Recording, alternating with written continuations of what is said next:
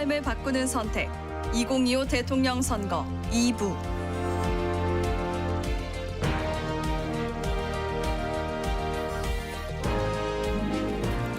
여러분 안녕하십니까? 아나운서 이영호입니다.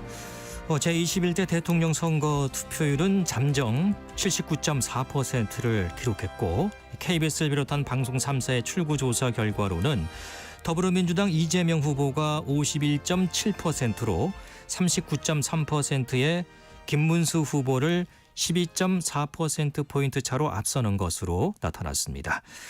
지금부터 2시간 동안 실시간 전국의 개표 진행 상황을 전해드리고요. 전문가들과 함께 또 판세를 다각도로 분석해 보겠습니다. KBS 라디오 제21대 대통령 선거 개표 방송 내 삶을 바꾸는 선택 2025 대통령 선거는 KBS 라디오 유튜브 채널을 통해서도 실시간으로 시청하실 수 있습니다. 자, 그럼 먼저 이 시각 전국 개표 상황부터 알아보겠습니다. 김진현 아나운서 전해주시죠.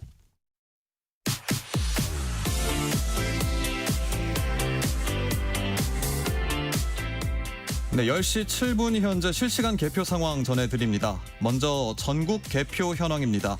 투표 종료 약 2시간이 지난 지금 7.6% 개표가 진행된 상황이고요. 국민의힘 김문수 후보의 득표율 46.5%, 이재명 후보 45.4%로 두 후보의 격차 1.1%포인트 차입니다. 다음은 각 시도 개표 현황입니다. 먼저 서울 지역 상황, 현재 개표 6.5% 진행됐고 김문수 후보의 득표율 54.3%, 이재명 후보 35.3%로 김문수 후보가 19%포인트 차로 앞서고 있습니다. 이어서 경기 지역 상황입니다. 7.8% 개표가 진행된 상황에서 김문수 후보의 득표율 47%, 이재명 후보 43.5%로 김문수 후보가 3.5%포인트 차 앞서고 있습니다. 다음은 인천 지역 전해드리죠. 개표 1.5% 진행된 상황에서 김문수 후보의 득표율 45.9%, 이재명 후보 45.2%로 김문수 후보가 0.7%포인트 차 앞서고 있습니다. 이어서 부산입니다. 부산 지역 10.4% 개표 진행됐습니다. 1위 김문수 후보 54.4%, 이재명 후보 38%로 1, 2위의 득표율 차는 16.4%포인트 차입니다. 다음은 경남 지역 전해드립니다. 개표 5.8% 진행됐고요. 1위 김문수 후보 49.4%, 이재명 후보 44%로 두 후보의 격차 5.4%포인트 차입니다. 이어서 울산 지역 상황입니다. 개표 1.2% 진행된 상황에서 1위 이재명 후보 47.5%, 2위 김문수 후보 43.7%로 이재명 후보가 3.8%포인트 차로 앞서고 있습니다. 다음은 대구입니다. 개표 15.54% 진행된 상황, 김문수 후보가 72.7%, 이재명 후보 19.5%로 김문수 후보가 53.2%포인트 차 앞서고 있습니다. 이어서 경북 상황 전해드리죠. 9.4% 개표가 진행됐고 김문수 후보가 득표 65.5%로 앞서고 있습니다. 이재명 후보 28.5%로 두 후보의 격차는 37%포인트 차입니다. 다음은 광주입니다. 개표 11.9% 진행된 상황에서 이재명 후보가 득표율 80.2%로 앞서고 있고 김문수 후보의 득표율은 12%로 두 후보의 격차 68.2%포인트 차입니다. 다음은 전남입니다. 14.1% 개표가 진행된 상황, 이재명 후보 87.4%, 김문수 후보 8.5%로 두 후보의 격차 78.9%포인트 차입니다. 다음은 전북 상황 전해드립니다. 개표 10.9% 진행된 상황에서 이재명 후보의 득표율 84.1%, 김문수 후보 10.9%로 이재명 후보가 73.2%포인트 차로 앞서고 있습니다. 다음은 대전 지역 상황입니다. 개표 8.1% 진행된 상황에서 김문수 후보의 득표율 49.7%, 이재명 후보 41% 득표율로 김문수 후보가 8.7%포인트 차 앞서고 있습니다. 다음은 세종시입니다. 개표 1.5% 진행된 상황, 이재명 후보의 득표율 47.4%, 김문수 후보 39.9%로 이재명 후보가 7.5%포인트 차 앞서고 있습니다. 지금까지 주요 개표 상황 전해드렸습니다.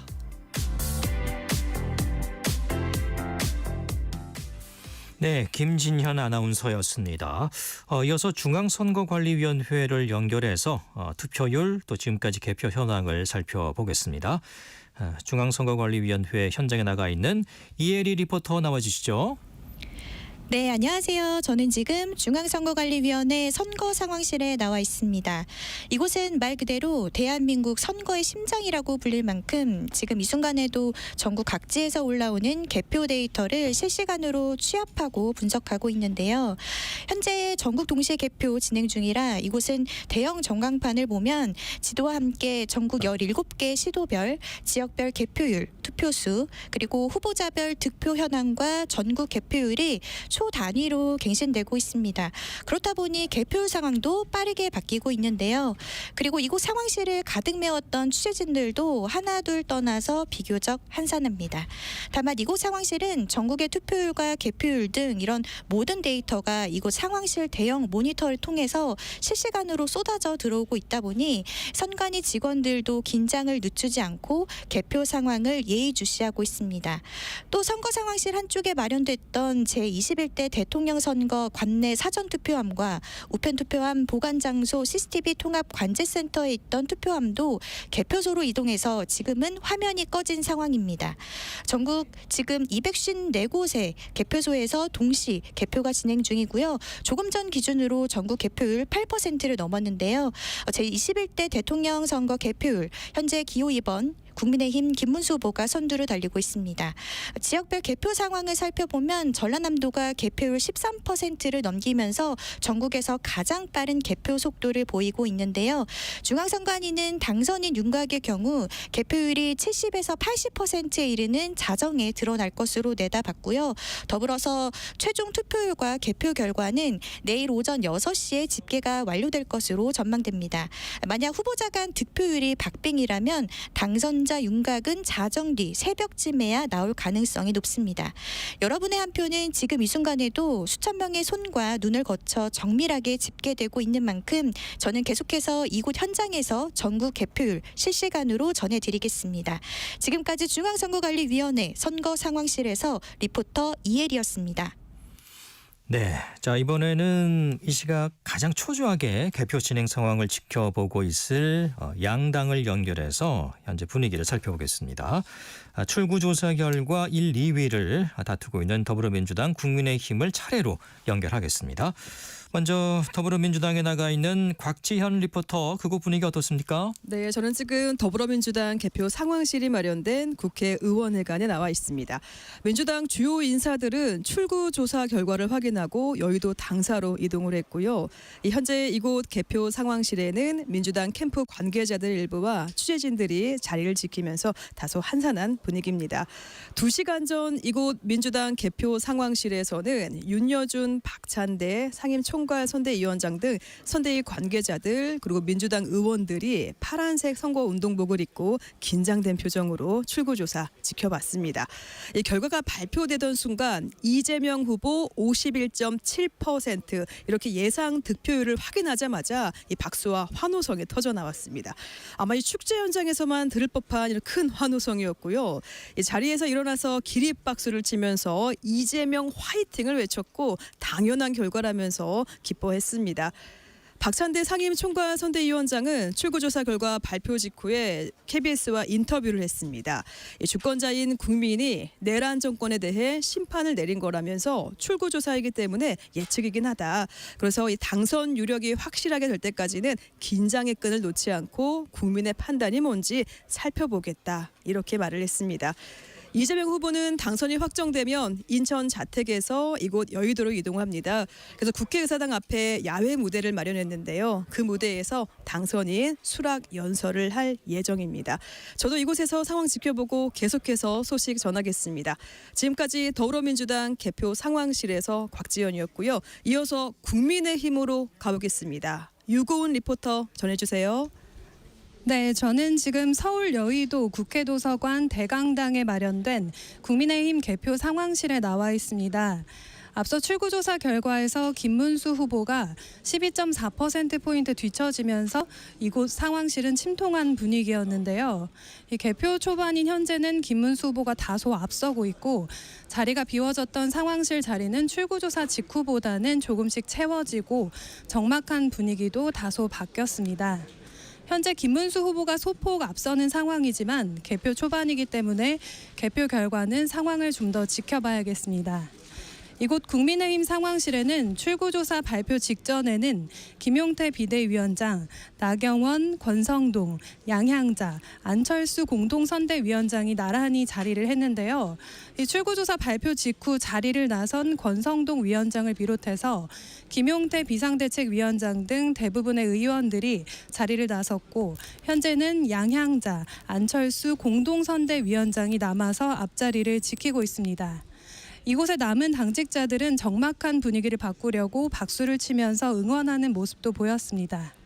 출구조사 직후 자리를 나선 나경원 공동선대위원장은 KBS와의 인터뷰에서 이 출구조사가 상당히 많은 차이가 나오는 것은 굉장히 아쉽다며 다소 충격적이라는 반응을 보였습니다. 김용태 비상대책위원장은 이날 출구조사 발표 이후 기자들과 만난 자리에서 개표 상황이 진행 중이니 겸허히 지켜보겠다고 짧게 말하고 상황실 자리를 떠났습니다. 당초 함께 참석할 것으로 예상했던 한동훈 전 대표와 새미래민주당 이낙연 상임고문은 모습을 나타내지 않았습니다. 김문수 후보는 서울 봉천동 자택에서 개표 상황을 지켜보며 아직 이곳 개표 상황실의 모습을 드러내지 않고 있는데요. 당선자 윤곽이 드러나면 입장을 밝힐 것으로 전해지고 있습니다. 현재 이곳은 소수의 국민의힘 의원들만이 끝까지 결과를 지켜보며 겸허하게 국민의 선택을 기다리고 있습니다. 지금까지 국민의힘 개표 상황실에서 유고은이었습니다. KBS 라디오 제21대 대통령 선거 대표 방송 내 삶을 바꾸는 선택 2025 대통령 선거.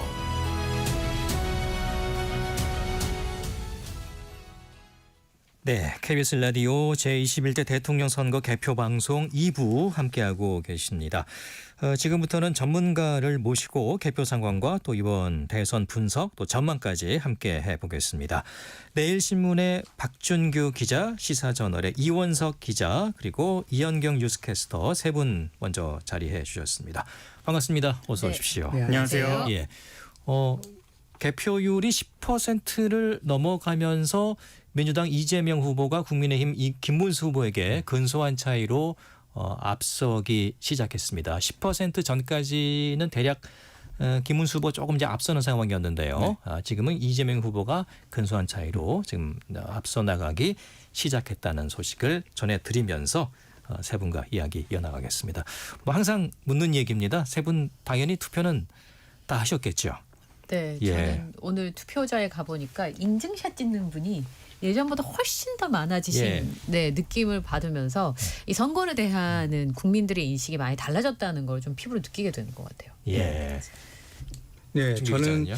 저는 29일 첫날 사전 투표를 했는데 사전 투표 같은 경우에는 전국 어느 곳에서든지 할 수 있잖아요. 그래서 관내 투표자들보다는 오히려 관외 투표자들이 훨씬 더 많아서 그 지역에 사는 사람들은 쉽게 투표를 할 수 있었는데 예. 반해서 이제 외부에 다른 데서 살다가 일하다가 오신 분들은 훨씬 더 많은 줄을 서고 시간이 많이 걸리는 것들을 봤습니다. 네. 이원석 기자도 뭐 당연히 하셨겠고. 예, 근데 저는 이제 보통 사전 투표를 해왔는데 오늘 네. 본 투표를 거의 처음으로 해봤거든요. 예. 그런데 저는 생각보다 놀란 게 본 투표에는 제가 갔을 때는 사람이 없어서 오전 한 11시쯤에 갔는데 예. 사전 투표를 정말 많이 하다 보니까 이제는 좀 확실히 좀 분산이 되는구나. 근데 또 최종 투표율은 뭐 지난 대선보다도 높아서 예. 상당히 좀 놀랐던 것 같습니다. 최종 투표율이 79.4%죠. 예. 이게 1997년 대선 이후 그러니까 한 최고치. 28년 만에 지금 최고치가 됐습니다. 네. 예. 투표율이 상당히 높게 나왔고요. 저도 뭐 아침에 당연히 투표를 했습니다. 소중한 한 표를 행사했습니다. 이제 8시에 투표가 마무리됐고 이제 개표 초반이긴 합니다만은 이제 10% 좀 넘어가는 지금 개표 상황이 이루어지고 있고요. 11.9%. 그래서 11% 넘어갔군요. 네. 네. 이제 그러니까 이제 오늘 출구조사 결과를 바탕으로 해서 좀 얘기를 먼저 해보도록 하겠습니다. 방송 3사 출구조사 결과로는 민주당 이재명 후보가 그 국민의힘 김문수 후보에게 12.4% 포인트 차로 지금 앞서는 걸로 나왔습니다. 두 분 어떻게 뭐 예상했던 대로 나왔습니까? 저는 제 예상과는 상당히 벗어난 결과였습니다. 그래 예상을 어떻게 하셨는지 물어봐도 되겠습니까? 혹시 이건 뭐 지나간 얘기니까. 예. 예. 제가 그걸 기준으로 봤던 것은 예. 여론조사 공표조사 바로 직전에 여론조사를 보게 되면 이 지금 김문수 후보는 40% 왔다 갔다 했고요. 이재명 후보는 50%를 넘지 못했었거든요. 예. 그리고 이준석 후보는 10% 가까이 됐었고요. 그래서 결과론적으로 이 투표를 실제로 하게 되면 투표율이 반영이 되기 때문에 예. 젊은 층이 주로 지지하는 그러한 이준석 후보 같은 경우에는 10% 이하로 떨어질 가능성이 있고요. 예. 그다음에 저는 진보 진영은 상당히 많이 이 결집이 돼 있는 상황이라 보수층에서 오히려 더 추후에 결집이 되지 않겠느냐 생각하고 예. 이재명 후보와 김문수 후보가 좀 더 붙을 것으로 예상을 했었는데 실제는 10%포인트 이상 벌어지는 걸로 나와서 상당히 당황을 했습니다. 그러니까 예상하고 좀 안 맞은 거는 출구조사 결과입니다. 이거는 네. 최종 결과는 아니니까요. 예. 이원석 기자는 예상하고는 좀 어땠습니까? 저는 어느 생각했던 정도 거하고 좀 비슷하게 나왔다. 나온 것 같습니다. 다만 이제 이재명 후보가 과반을 넘길까 싶었는데 일단 출구조사 상으로는 예. 과반을 넘겨서 이 결과가 좀 상당히 저도 궁금하고요. 근데 다만 이제 대체적으로는 이준석 후보도 이제 10% 나오던 상황에서 조금 떨어지던 좀 추세가 있었던 것 같고 예. 이재명 후보가 또 막판에 좀 결집하는 그런 흐름이 있어서 이 정도 좀 나올 거라고 예측은 했던 것 같습니다. 예. 이 정도 비율로요. 네. 그러니까 이제 지난 달 28일까지가 마지막 여론조사 결과가 나왔었고 그 이후로는 이제 여론조사는 합니다만 공표가 안 되잖아요. 네. 두 분 다 이제 정치부에 계시니까 그 여론조사 결과는 알고는 계셨죠? 예, 그 통보는 받습니까? 어떤가요? 그 사이? 그러니까 예. 개인적으로 아는 예. 분을 통해서 이제 그 여론조사 기관은 예. 매일 같이 해요. 하죠. 예. 그 공표만 안 할 뿐이지. 그래서 그 추이를 물어보니까 사전 투표가 지나면서 사전 투표에서 너무 높게 나오니까 특히 이제 호남에서요. 예. 영남 쪽이 앞으로 더 높아질 가능성이 높으니 보수 결집 가능성이 높다 이렇게 보더라고요. 그리고 실제로 투표 여론조사에서도 그렇게 나왔어요. 그런데 오늘 출구조사를 보니까 이게 그 양상이 반대로 나와서 그렇다면 만약에 이게 현실로 그대로 반영이 된다면 그렇다면 실제로 여론조사한 사람과 투표를 실제로 가서 한 사람이 좀 다를 수 있겠구나. 그러니까 여론조사에서는 긍정적으로 답한 사람이 실제로 안 갈 수도 있고 그렇다면 누구를 지지하는 사람이 더 많이 투표장으로 갔느냐에 따라서 이게 바뀌었을 가능성이 있고 그런 측면에서 보면 이재명 후보 지지하는 측에서 상당히 결집했을 가능성이 있어 보입니다. 또 뭐 여론조사도 기간마다 조금씩 차이가 있을 수 있으니까요. 예, 그런 또 오차의 범위는 우리가 또 감안을 좀 해야 될 것 같습니다. 이원석 기자, 이 투표함 열리는 게 순서가 있나요, 이게? 네, 이게 일반적으로 좀 오해들 많이 하시는 게 뭐 예. 사전 투표는 나중에 연다거나 아니면 사전 투표함을 먼저 연다거나 연다던가. 뭐 이렇게 예. 생각을 하는데 좀 오해 중 하나고요. 아, 그래요? 네, 원칙적으로는 이제 순서 상관없이 물리적으로 좀 열 수 있는 것들부터 뭐 개표한다고 보면 되는데 좀 분리가 되는 부분이 있는 거는 그 저희가 사전 투표하게 되면은 그 관내 투표하면 회송용 봉투에 담게 되잖아요. 그 왜 뭐 재외공인 투표나 이런 것도 마찬가지인데 예. 아니면 이제 관 내에서 하게 되면은 그 봉투에 넣지 않고 바로 저희가 투표용지를 넣게 되는데 이거는 좀 분리해서 별도의 장소에서 좀 개표가 진행이 된다고는 해요. 같은 지역에서 하지만 이제 시점적으로는 동시에 진행한다고 보면 되고요. 다만 이제 봉투가 없는 그 투표지에 대해서는 관내 사전 투표 먼저 열고 본 투표 이후로 개표한다. 이 정도는 있고 예. 대체적으로는 동시에 연다. 동시에 연다. 됩니다. 정해진 건 없다. 맞습니다. 알겠습니다. 오늘 투표율도 또 눈여겨 볼 만합니다. 네. 이현경 뉴스캐스터가 이 투표율 좀 정리한 자료가 있다면서요? 네. 예. 사실 대통령 선거의 최종 투표율이 80%를 넘을 것인가가 눈여겨보는 그렇죠. 대목들 예. 중에 하나였었는데 80%에 근접하면서 아까 잠깐 말씀하신 것처럼 28년 만에 최고치를 기록을 했습니다. 본투표와 29일과 30일 사전투표를 합산한 결과인 전체 유권자의 4,439만 1,871명 중에서 3,524만 916명이 투표에 참여를 해서 투표율은 79.4%로 잠정 집계가 됐고요. 예. 15대 대선 전 1997년에 치러졌던 15대 대선 투표율이 80.7%였는데 이후에 28년 만에 최고치를 기록을 했습니다. 그리고 앞선 19대 대선이 77.2%, 20대 대선이 77.1%였는데 그때 투표율과 견주어 봤을 때 2%포인트 이상 높게 나왔고요. 지역별로는 가장 높은 투표율을 보인 것은 광주였습니다. 광주. 예, 네. 83.9%로 제일 높았고요. 전남이 83.6%, 세종이 83.1%, 전북이 82.5%여서 호남 3개 지역이 투표율 1위에서 4위에 모두 다 포함이 됐습니다. 그리고 가장 낮은 투표율을 기록한 지역은 제주입니다. 74.6%를 기록했고요. 예. 보수의 텃밭으로 불려지는 대구는 80.2%로 80%를 넘어서는 투표율을 기록했습니다만 경북이 78.9% 그리고 이제 흔히 PK라고 부르는 부산, 울산, 경남 지역이 부산이 78.4%로 전국 17개 시도 중에서 12위. 그리고 경남의 경우에는 78.5%로 부산과 비슷한 투표율을 기록했습니다. 예. 그 사전 투표율이 좀 낮았던 지역에서 투표율이 최종 어떻게 나올 것인가 그게 이거 궁금했었는데 예. 예. 근데 뭐 생각보다 아주 낮게 나온 것 같지는 않습니다. 요 얘기는 좀 더 이따가 해보도록 하겠고요. 네. 좀 개표 상황이 좀 실시간으로 좀 급변하고 있습니다. 숫자가 많이 바뀌고 있는데 이번에는 각 지역을 좀 연결해서 알아보도록 하겠습니다. 먼저 서울 지역 개표 상황부터 알아보겠습니다. 정수진 리포터, 지금 서울 어느 개표소에 나가 있습니까? 네, 저는 서울대 체육관 개표소에 나와 있습니다. 제21대 대통령 선거 투표가 오후 8시에 끝나면서 이곳 개표소의 개표는 9시가 넘어서야 시작이 됐습니다. 우편 투표함이 도착하면서 개표 개시 선언을 했고요. 이후에 우편 투표함과 관내 사전 투표함의 개함 선언을 했습니다. 그리고 약 20분 전인 10시 즈음에는 선거일 투표함 개함도 이뤄졌는데요. 참관인들은 투표함의 봉인 상태를 확인하고 투표함에 이상이 있는지 없는지 그 유무를 확인하고 나서야 개함을 시작했습니다. 지금 개표대에 투표지가 수북이 쌓여 있고 투표지를 한 장 한 장 확인하면서 정리하느라 개표 사무원들의 손길이 분주하게 움직이고 있고요. 각 부서별 책임 사무원의 지휘하에 신중하게 진행이 되고 있는데 서두르지 않고 천천히 꼼꼼하게 확인하는 모습입니다.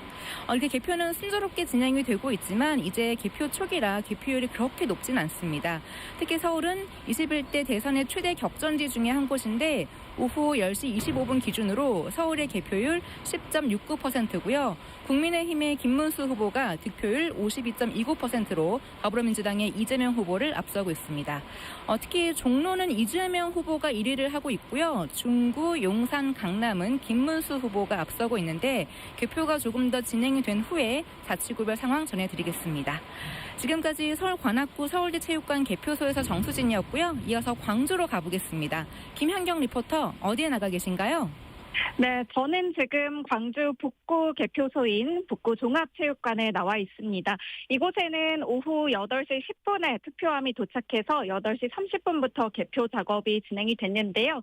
제 앞으로는 투표 사무원들이 이제 투표 용지를 정리하는 등 개표 작업을 이제 속속히 진행을 하고 있습니다. 현재 개표율도 집계가 되고 있는데요. 전남 지역 같은 경우는 광주 지역 같은 경우는 지금 개표율이 19.94% 진행된 가운데 더불어민주당 이재명 후보가 80.62%의 높은 투표율을 보이고 있고요. 전남 지역은 22.01% 개표율 보이고 있는 가운데 87.44%로 이재명 후보가 앞서고 있습니다. 전북 지역도 18.71% 개표 작업 진행했는데요. 역시 이재명 후보가 84.05%로 가장 높은 득표율을 보이고 있습니다. 오늘 광주와 전남, 전북 지역은 최종 투표율이 모두 80%를 넘길 정도로 높은 투표율을 보였는데요. 아무래도 민주주의 회복에 대한 열망이 높은 것으로 많은 분들은 이렇게 평가를 하고 있습니다. 지금까지 광주 북구 개표소에서 전해드렸고요. 이어서 TK 대구 경북 지역 개표 상황 들어보도록 하겠습니다. 최영윤 리포터, 어디 나가 계십니까? 네, 저는 지금 대구 수성구 만촌 실내 롤러장 개표소에 나와 있습니다.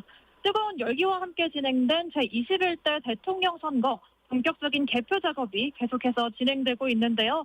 본투표에 앞서 지난 29일과 30일에 실시한 사전투표에서 대구는 전국 17개 시도 가운데 유일하게 20%대 투표율을 기록하며 가장 낮은 투표율을 보였고 경북 지역도 최하위권에 속했습니다. 대구 지역은 유권자 204만 9,078명 중 52만 5,257명이 참여하며 25.63%의 사전투표율을 기록했고요. 경북도 31.52%로 전국 평균을 밑돌았습니다. 오늘 오전 6시부터 오후 8시까지 대구와 경북 지역 1,500여 개 투표소에서 진행된 본투표에서는 대구와 경북 지역 사전투표율이 전국 최저 수준이었던 만큼 보다 강한 본투표 참여 의지가 드러나기도 했는데요. 대구와 경북 지역 유권자는 모두 420만여 명으로 최종 투표율은 대구 78.3%, 경북 77.4%로 집계됐습니다. 투표 종료와 함께 투표함은 대구 9곳, 경북 23곳의 개표소로 옮겨져 개봉되었는데요. 현재 시각 10시 31분, 개표율은 대구 24.3%, 경북 14.5%로 살펴집니다. 현재 대구 지역 김문수 후보가 73.2% 득표율 보이며 1위로 앞서고 있고요. 그 뒤를 이어 이재명 후보가 18.9% 득표율 보이고 있습니다. 경북 지역도 김문수 후보가 64.9% 득표율로 1위를 달리고 있고 뒤이어 이재명 후보가 28.7% 득표율 보이고 있습니다. 대구와 경북 지역 개표 상황은 3부에서 다시 전해드리겠습니다. 지금까지 대구 수성구 만촌 실내 롤러장 개표소에서 최영윤이었습니다. 네, 서울과 진보 보수의 텃밭, 이 호남 영남 지역의 개표 진행 상황 또 지역 현지를 연결해서 알아봤습니다. 자, 박준규 기자, 네. 서울 지역의 표심 물론 이제 뭐 지금 개표하면 다 열린 건 아닙니다만 네. 사전 출구 조사 결과 좀 바탕으로 해서 좀 어떻게 보셨습니까? 지난 뭐 대선 때는 윤석열 당시 후보가 이제 네. 50% 넘었었잖아요. 그렇습니다. 그렇죠? 예. 5%포인트 차이로 상당히 크게 이긴 건데요. 예. 당시에 보면은 민주당이 대부분의 지역구를 의원들이 가지고 있는 상황에서도 민주당이 거의 상당히 큰 포로 졌단 말입니다. 네. 그 이유는 민주당이 의원들은 의석을 확보할 때 아주 적은 차이로 의석을 확보했는데 실제로 전체적으로 보면은 이 보수적인 그런 성향도 적지 않게 많다 이렇게 볼 수가 있는 건데요. 예. 그게 당시 이 3년 전에는 이 대선에서 나왔는데 그럼 이번에는 어떻게 나올 거냐. 이번에도 총선 22대 총선에서 서울 지역 48개 중에서 37개를 확보한 상황입니다. 상당히 많은 지역구를 가지고 있는 민주당이 예. 어느 정도나 이번에 보여줄지 이게 이제 관건이었는데 출구조사는 이재명 후보가 49%, 49.3%, 김문수 후보가 40.1% 상당히 큰 격차예요. 좀 크게 나고 출구조사 예, 결과로. 출구조사는 이렇고 현재 지금 서울 지역이 11.5% 정도 이제 개표를 했는데 지금은 김문수 후보가 51.7%, 이재명 후보가 37.8%.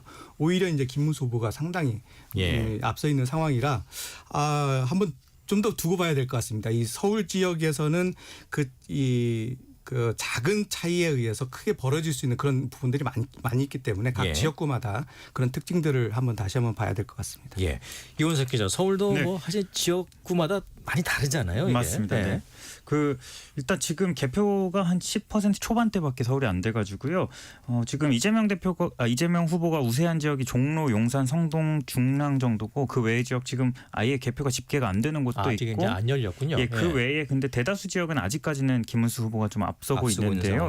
네, 아무래도 지금 지난 대선 그 결과를 좀 보면은 한강벨트. 조금 이제 집값이나 이런 영향을 많이 받는 한강벨트 쪽이 거의 이제 윤석열 당시 후보가 승리를 했었는데 이번에 이 지금 상황에서 그 출구조사에서 이렇게 나오는 상황에서 어떻게 좀 이 한강벨트 지역이 뒤집힐지 어떨지 이 부분이 좀 관전 포인트가 될 것 같습니다. 예. 이현경 뉴스캐스터, 네. 서울 지역 외에 그 수도권 지역 전체적으로 표심은 지금 어떻게 나타나고 있습니까? 네, 경기 지역만 좀 정리를 해드리면 예. 경기 지역은 서울 비해서 지금 개표율이 좀 빠른 편입니다. 15.57% 개표율을 기록하고 있는데요.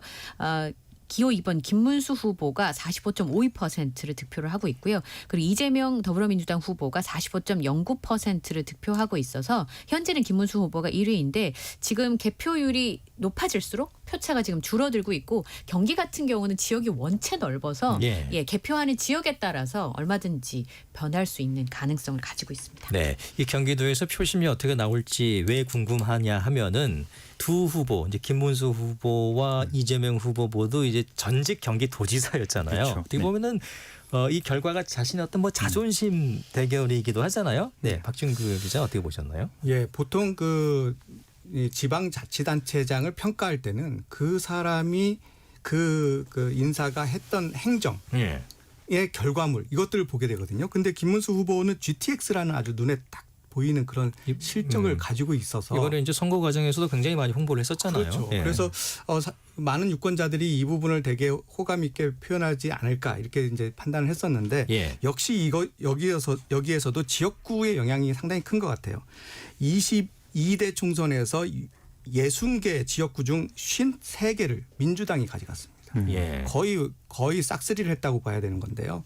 그리고 이것의 영향이 거의 이제 표로 이동했을 가능성이 상당히 높고 지난번 대선에서도 그런 모습들이 좀 보였었거든요. 예. 이번에도 그러한 결과들이 나오는 것 같은데 출구조사를 보면 이재명 후보가 55.8%, 김문수 후보 34.6%, 차이가 많이 20%포인트 이상 차이가 납니다. 예.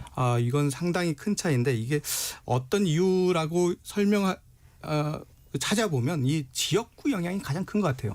의원들이 이 평가 대상이거든요. 이 얼마나 많은 지역에서 득표를 해내냐. 자기 지역에서 얼마나 많은 사람들이 투표를 하고 득표를 하느냐. 이거에 따라서 다음 공천에 영향을 미치기 때문에 많은 의원들이 상당히 뛰었던 것 같습니다. 네. 이원석 기자는 어떻게 보셨습니까? 경기도 표심. 예, 저는 또 경기도민이기도 한데 사실 모르겠습니다. 뭐 과거에 이제 도지사를 지냈다고 해서 이게 어떤 영향을 미칠지는 잘 모르겠지만 아무래도 최근에는 좀 민주당 그 전반적으로 봤을 때는 민주당 좀 지지세가 좀 강하기도 하고 지난 대선 때도 이제 윤석열 후보가 승리했음에도 그때도 이제 이재명 후보가 50.94%, 윤석열 후보가 45.62%로 이제 앞섰거든요. 한 4에서 5% 포인트 정도. 그래서 이번에도 어느 정도 이재명 후보가 앞서 있는 상황에서는 훨씬 더 김문수 후보보다 훨씬 이 지역에서는 유리할 수밖에 없는 좀 그런 상황이지 않을까 그런 생각입니다. 네. 서울 수도권 지역 또 영호남 보수 진보 각각의 텃밭 표심 사전 투표를 통해서 좀 분석을 해봤습니다.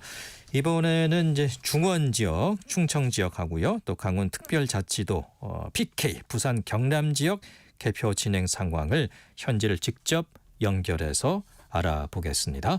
먼저 대전으로 갑니다. 대전 선관위에 나가 있는 손유주 리포터 나와주십시오. 네, 저는 현재 대전 선거관리위원회 현장에 나와 있습니다.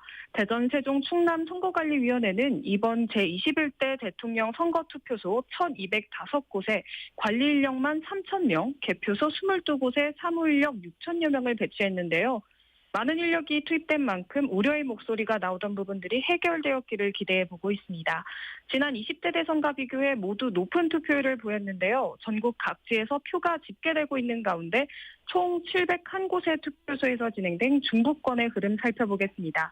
대전 지역은 총 363곳에서 투표가 진행되었는데요.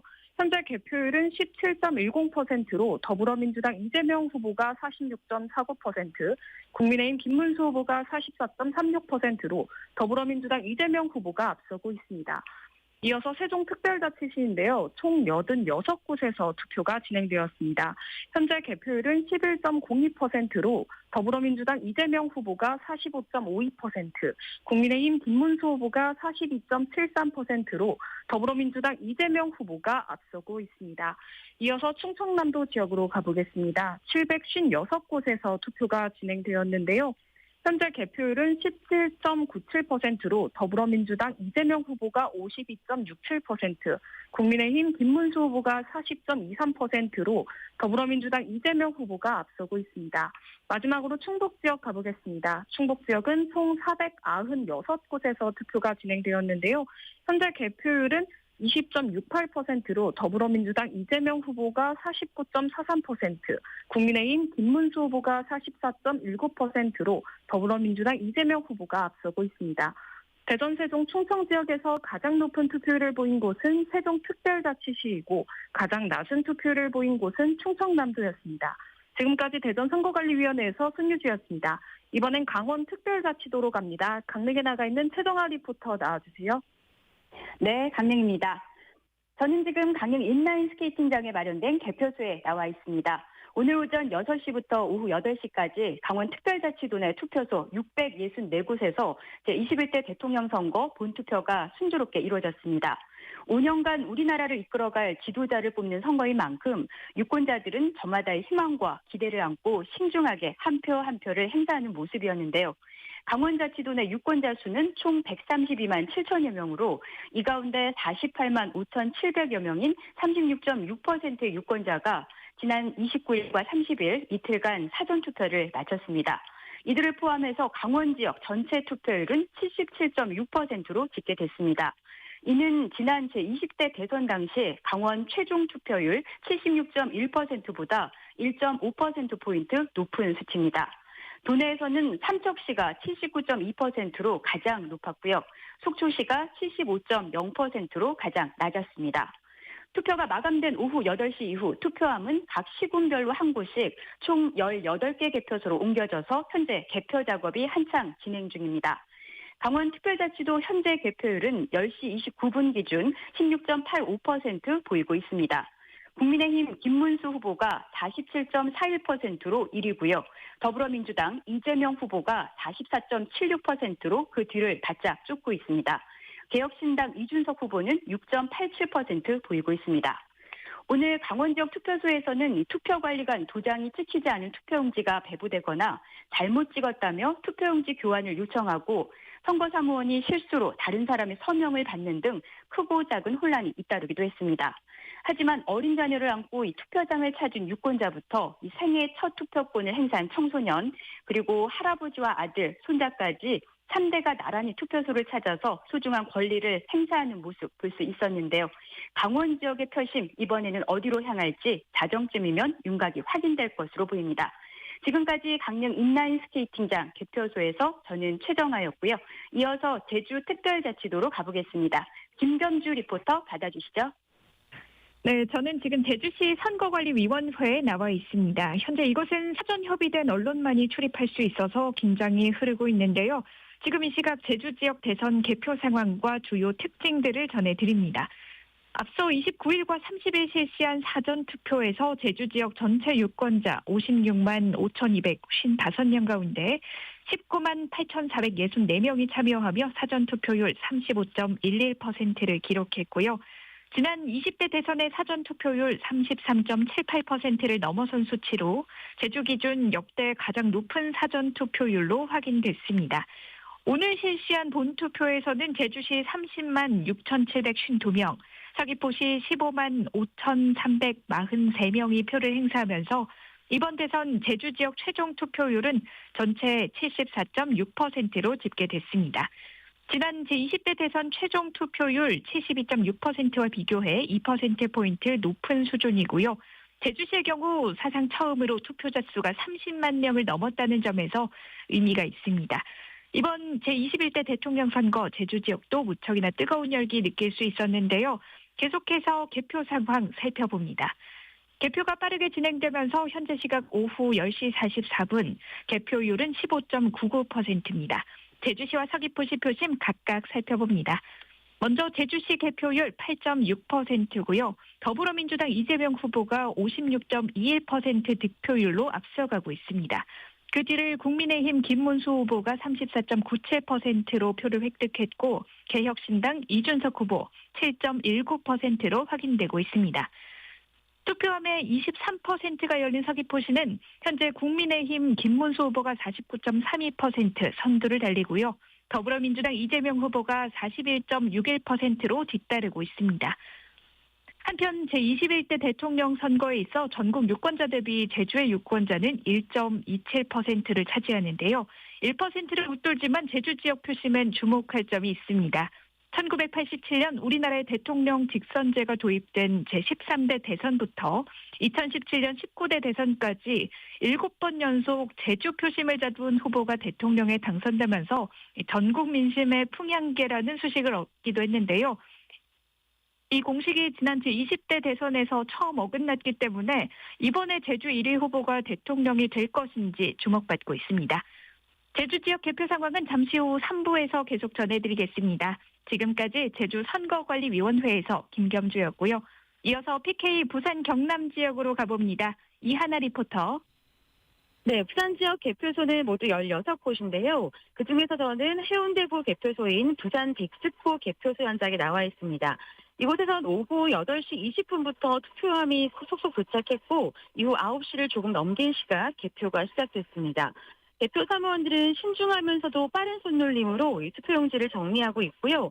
참관인들도 곳곳에서 개표 상황을 면밀하게 살피고 있는 모습입니다.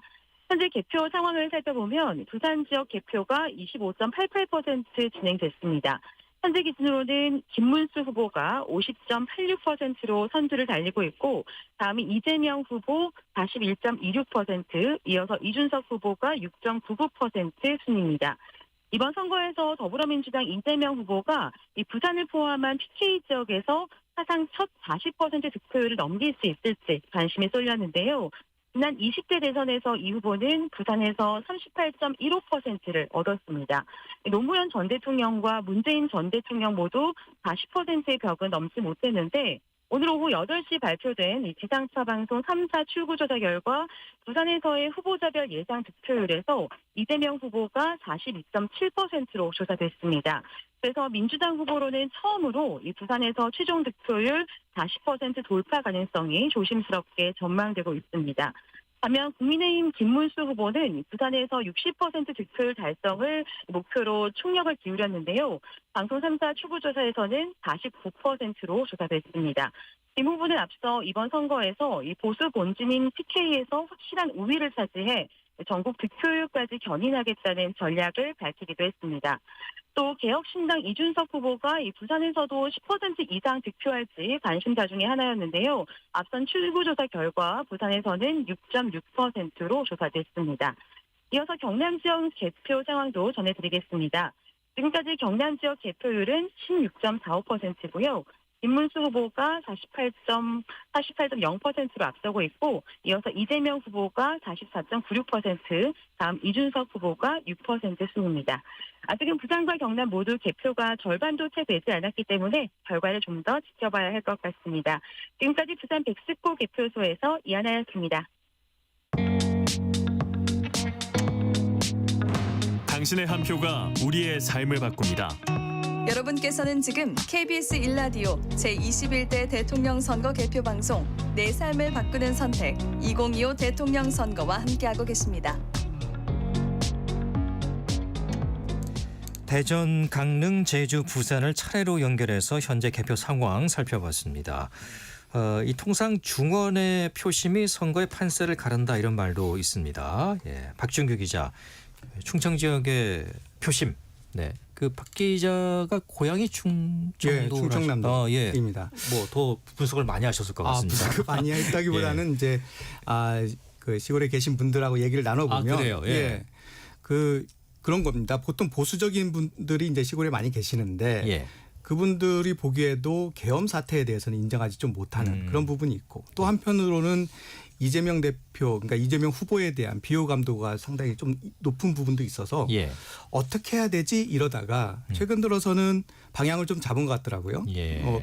그래서 저는 그런 것들을 봤을 때 이재명 후보가 그렇게 많이 앞서가지는 못할 것이다 이렇게 봤었는데 예. 오늘 나온 출구조사 출구조사는 그래도 좀 차이가 나는 것 같은데요. 제법 차이 났어요. 예. 김문수 후보가 39%, 이재명 후보가 51%, 10%포인트 이상 그 충청권 전체에서는 그렇게 나왔는데요. 예. 특히 20대 대선에서 대전, 충남, 충북에서 모두 다 윤석열 그 당시 후보가 5%포인트 이상 이겼거든요. 그래서 이게 상당히 중요한 결과로 이어질 가능성이 높다 이렇게 보여지는 대목인데 이 오늘 나온 이 출구조사를 봤을 때는 이 출구조사의 이 크기가 그대로 전체 이 득표율로도 이어지는 그런 모습입니다. 예. 또 관심이 가는 곳이 이제 부산 경남 지역인데 부산에서 이제 득표율이 어떻게 갈릴 것인가 이것도 관심사입니다. 그 이현경 뉴스캐스터는 이제 고향이 또 부산이시잖아요. 네. 예, 더 각별하게 좀 보셨을 것 같습니다. 친정에 전화할 때는 정치 예. 얘기를 하지 않는 것이 불문율입니다. 저는. 예.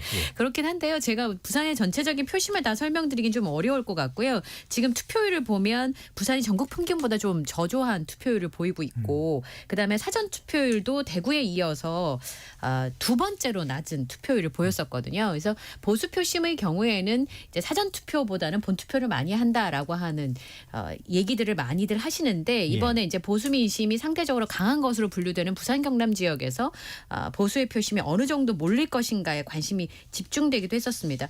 그러다 보니까 후보들이 부산 지역의 맞춤형 공약을 통해서 특히나 지역 경제 문제가 내려가 보면 정말 체감적으로 느껴지거든요. 제가 대학을 졸업하고 부산을 떠나왔는데 가보면 크게 달라졌다는 느낌을 많이 못 느낄 때가 있어서 경제 부분에 관심들이 많았는데 후보들이 경제를 살리겠다라고 하는 지지를 호소를 했었고요. 보수 정당과 진보 정당 모두 유세에 공을 들이는 모습이었습니다. 근데 아까 말씀하신 것처럼 비상계엄과 탄핵 이후에 영남 민심에 어느 정도 변화가 있는지가 굉장히 관심이었었는데 지금 보면 부산과 경남 지역의 민심이 어느 쪽이 앞서느냐도 있지만 어느 정도 얼마만큼 앞서느냐 그리고 어떤 모양새를 보여주느냐도 앞으로 향후 정치 지형의 변화에 어느 정도 감지할 수 있는 부분들이 좀 있지 않을까 그렇죠. 저는 그렇게 생각합니다. 예, 이현석 기자. 예. 네.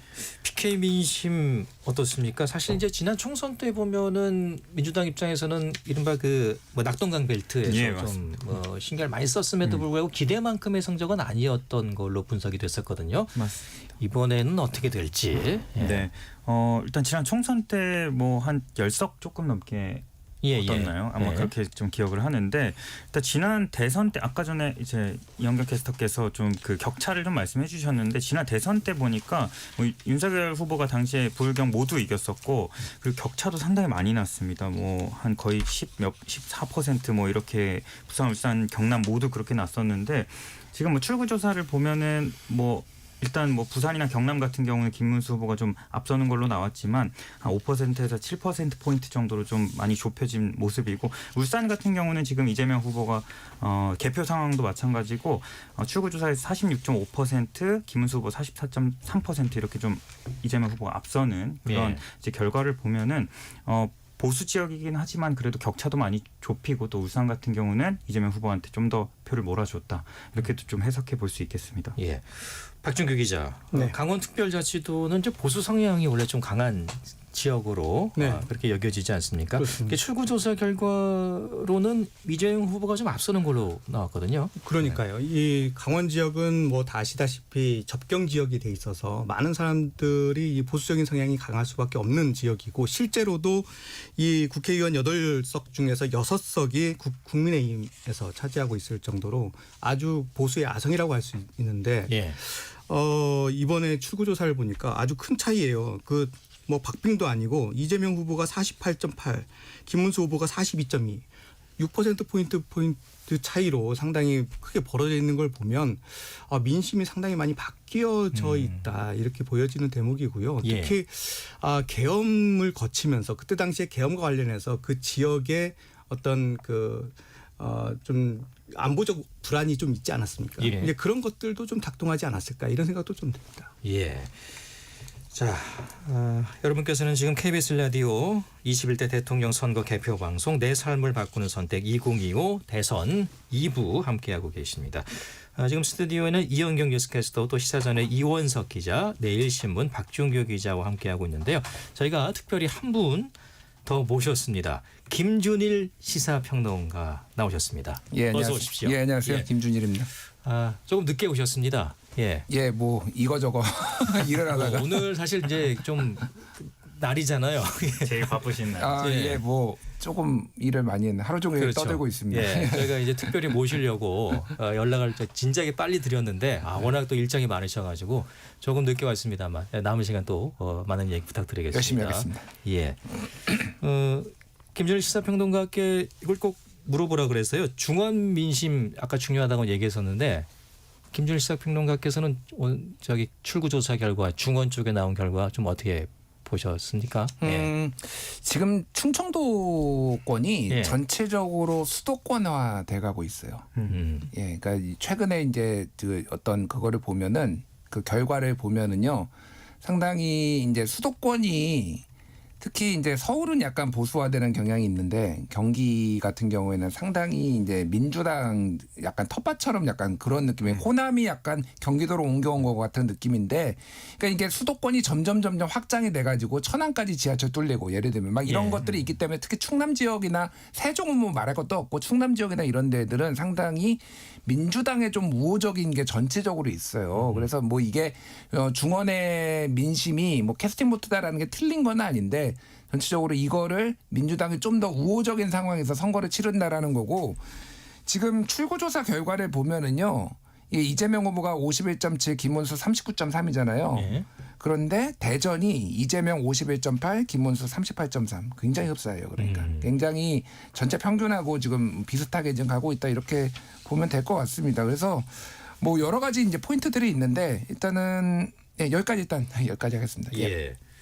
김준일 평론가께서 이제 예측을 종종 이렇게 하시잖아요. 예. 그래서 이재명 후보의 이 득표율 얼마나 득표할 것인가 이걸 또 예상을 하신 걸로 알고 있습니다. 예. 근데 뭐 50%가 뭐 못 될 거다 이런 얘기를 하신 적이 있으십니까? 아니요. 최근에 오늘 뭐 확인하시면 되는데 오늘 CBS 방송에서도 51% 제가 얘기를 했고요. 오늘 이제 그 아침 라디오에서 그 결과 나오기 전에. 예. 그래요? 그리고 오늘 그 시사인 이제 유튜브에서 저녁 5시에 했는데 제가 정확하게 어떤 기록으로 남아 있으니까 이재명 제가 예측을 한 게 이재명 51, 김문수 39, 이준석 8 그리고 나머지 2 이렇게 예측을 했어요. 그러니까 거의 지금 뭐 출구조사 결과랑 똑같네요. 뭐 최종 결과는 아닙니다만. 거의 비슷. 그 뭐 어떻게 미리 아신 겁니까? 그래서 돈 많이 쓰시지 말고 저한테 좀 투자를 하시면 제가 적극적으로 그렇게 하도록 하겠습니다. 예.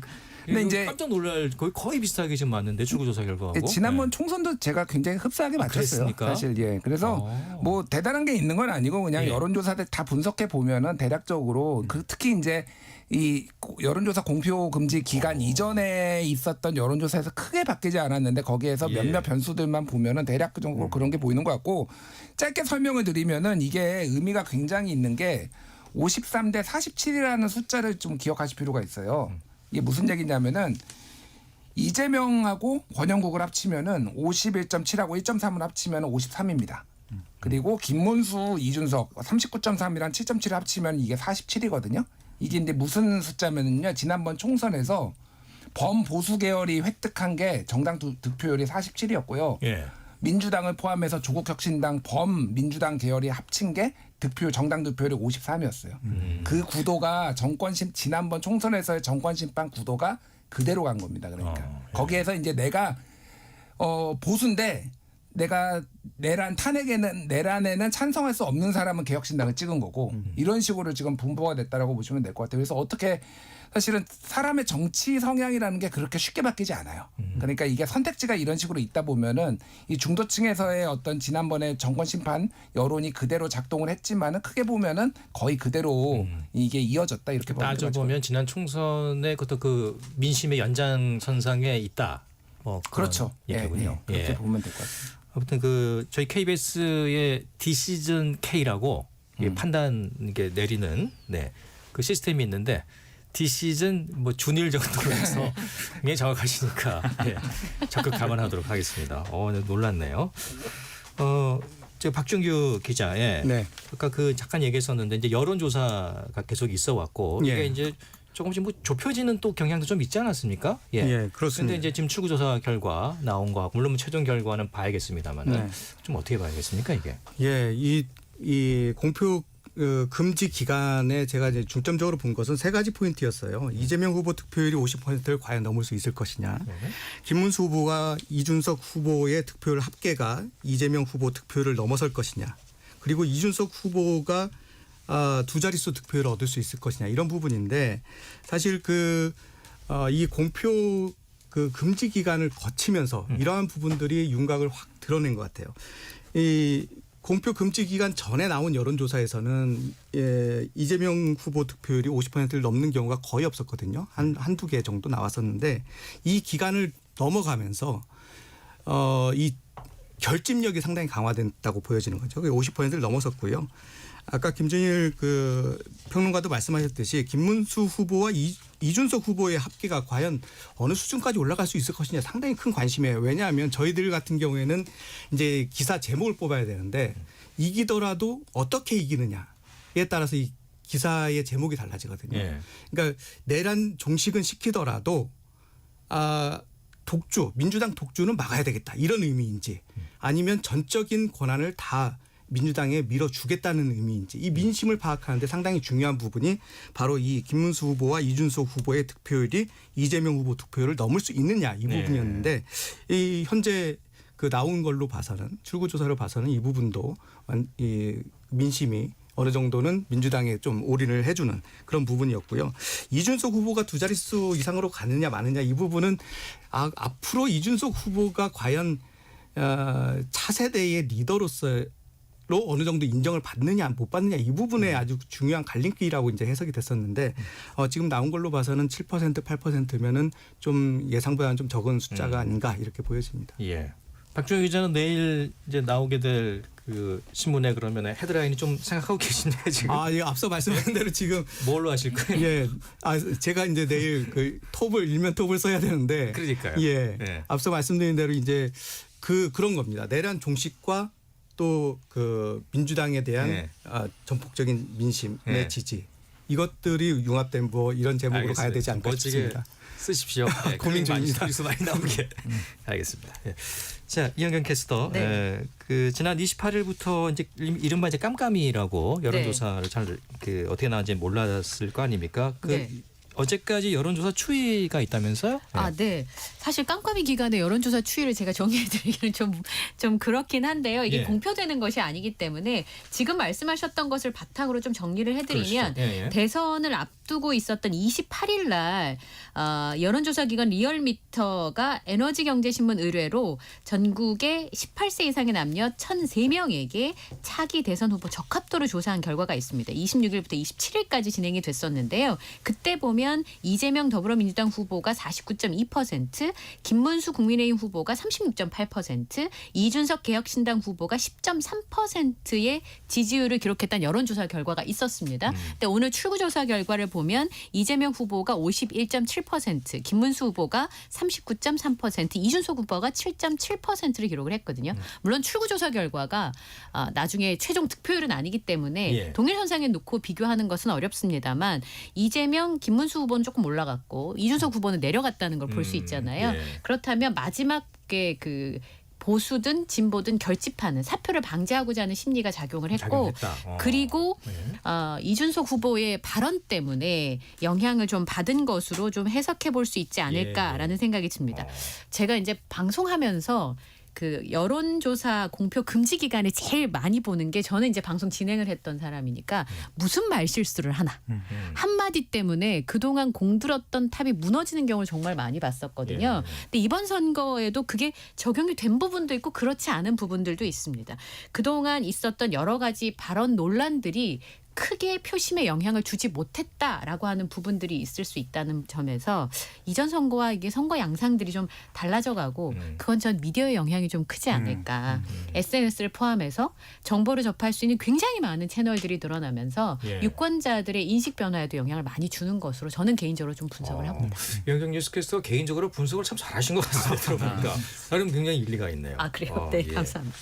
그리고 이 개혁신당 이제 이준석 후보 뭐 얘기 나왔으니까 이 득표율이 상당히 좀 의미가 크지 않습니까? 이원석 기자가 먼저 좀. 저는 일단 개인적으로는 뭐 지금 10% 뭐 넘으면 어떻게 될 거다 이렇게 많이 봤지만 저는 이 정도 지금 7.7%도 상당히 유의미하다고 봐요. 그러니까 이준석 후보한테 유의미하다기보다는 지금 호남에서도 한 뭐 6%대 이렇게 지지율을 얻었거든요. 그래서 오히려 호남에서 그 출구조사만 봤을 때는 이재명 후보가 지난 대선보다 좀 수치가 더 낮아요. 그래서 뭐 이준석 후보가 나름 이제 뭐 여러모로 좀 이번 계엄 이후에 좀 보수로 도저히 줄 수 없는 그 표심을 좀 가져갔다라는 전 생각이 듭니다. 왜냐하면 이제 막판에 그 보수 내에서 이재명 후보에 대한 어떤 비토가 상당히 강했거든요. 이 반감이. 그래서 뭐 그 단일화는 없었지만 그럼에도 이제 결집해서 해야 한다라는 그런 목소리가 굉장히 강했음에도 이준석 후보 한 7.7%라고 한다면 이게 굉장히 유권자의 표심을 드러냈다. 저는 뭐 좀 그렇게 해석을 하고 있습니다. 예.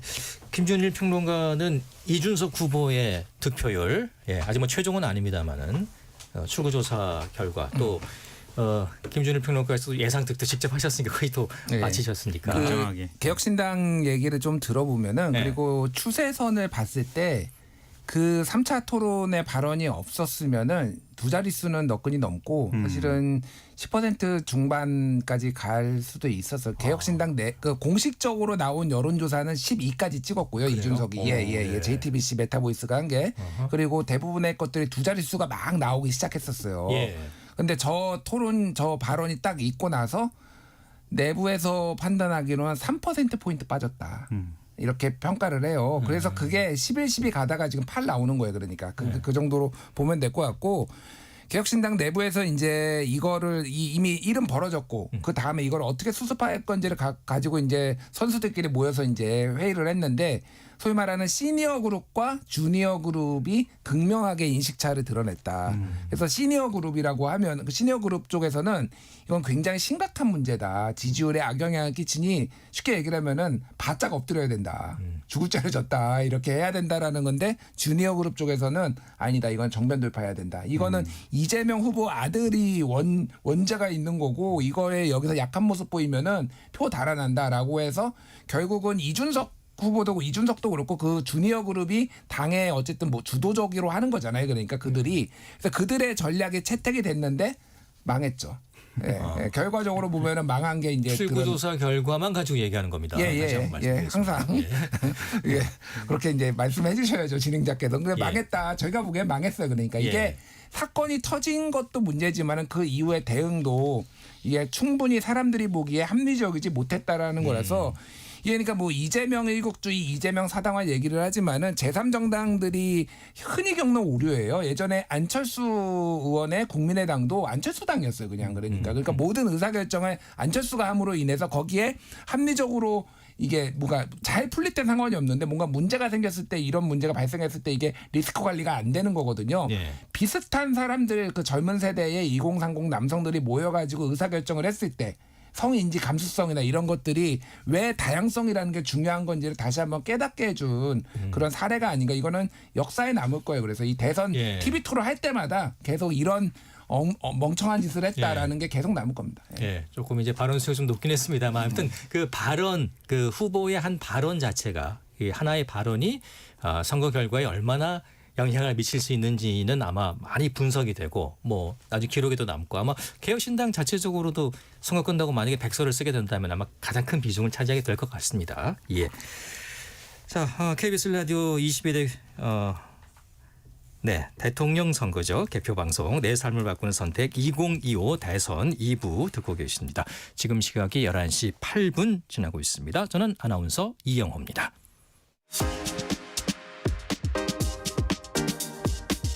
앞으로의 대한민국이 궁금하신가요? 지금 바로 함께하세요. KBS 1라디오 제21대 대통령 선거 개표 방송 내 삶을 바꾸는 선택 2025 대통령 선거.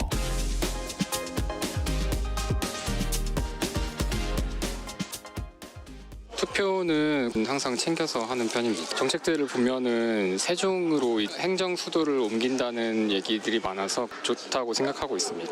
그런 좀 더 좋은 모습으로 국민들한테 인정받을 수 있는 그런 대통령이 됐으면 좋겠습니다.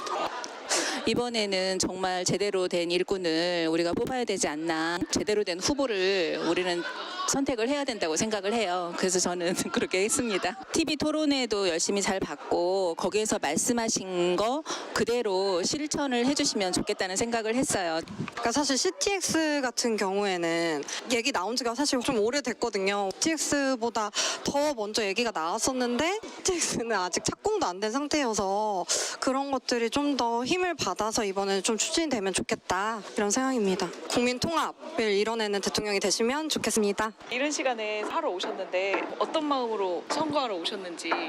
혹시나 화요일날 바빠서 또 못할까봐 미리 왔어요. 너무 실망스럽지만 않은 대통령이 나왔으면 좋겠다는 마음으로 왔어요. 그냥 국민의 한 사람으로서 투표하고 싶어서 왔어요. 국민을 위한 대통령이었으면 좋겠어요. 네. 저는 제주 도민인데 항상 살면서 느낀 게 그 병원, 큰 병원이 없는 게 좀 속상했거든요. 제주대학병원이 더 상급 병원이 됐으면. 한 나라의 대통령을 결정하는 일인데 그거를 직접 결정을 해야지 나중에 권리가 있다고 생각을 해서 지금 당 갈라치게 하는 이런 것보다는 국민들이 현재 힘들고 어려운 부분을 고쳐나가는 게 중요하지 않을까. 그래도 일단 한 표를 투표해서 민주 시민의 권리를 표하는 것이 중요하다고 생각했습니다. 서울에서 살다가 제주도로 이사 온 지 6개월, 제주도 자체를 좀 살기 좋은 저 같은 청년들이 좀 더 잘 살 수 있게 그런 마음에서 청년 지원할 수 있는 혜택들이나 정책들이 많은 분이 뽑혔으면 좋겠습니다. 네, 새 시대의 새로운 대한민국을 바라는 유권자들의 목소리, 대전, 세종, 충청 지역 그리고 제주특별자치도 시민들의 목소리 들어봤습니다.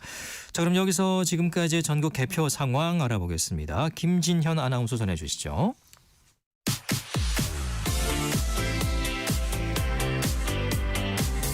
네, 11시 11분 현재 실시간 개표 상황 전해드립니다. 먼저 전국 개표 현황입니다.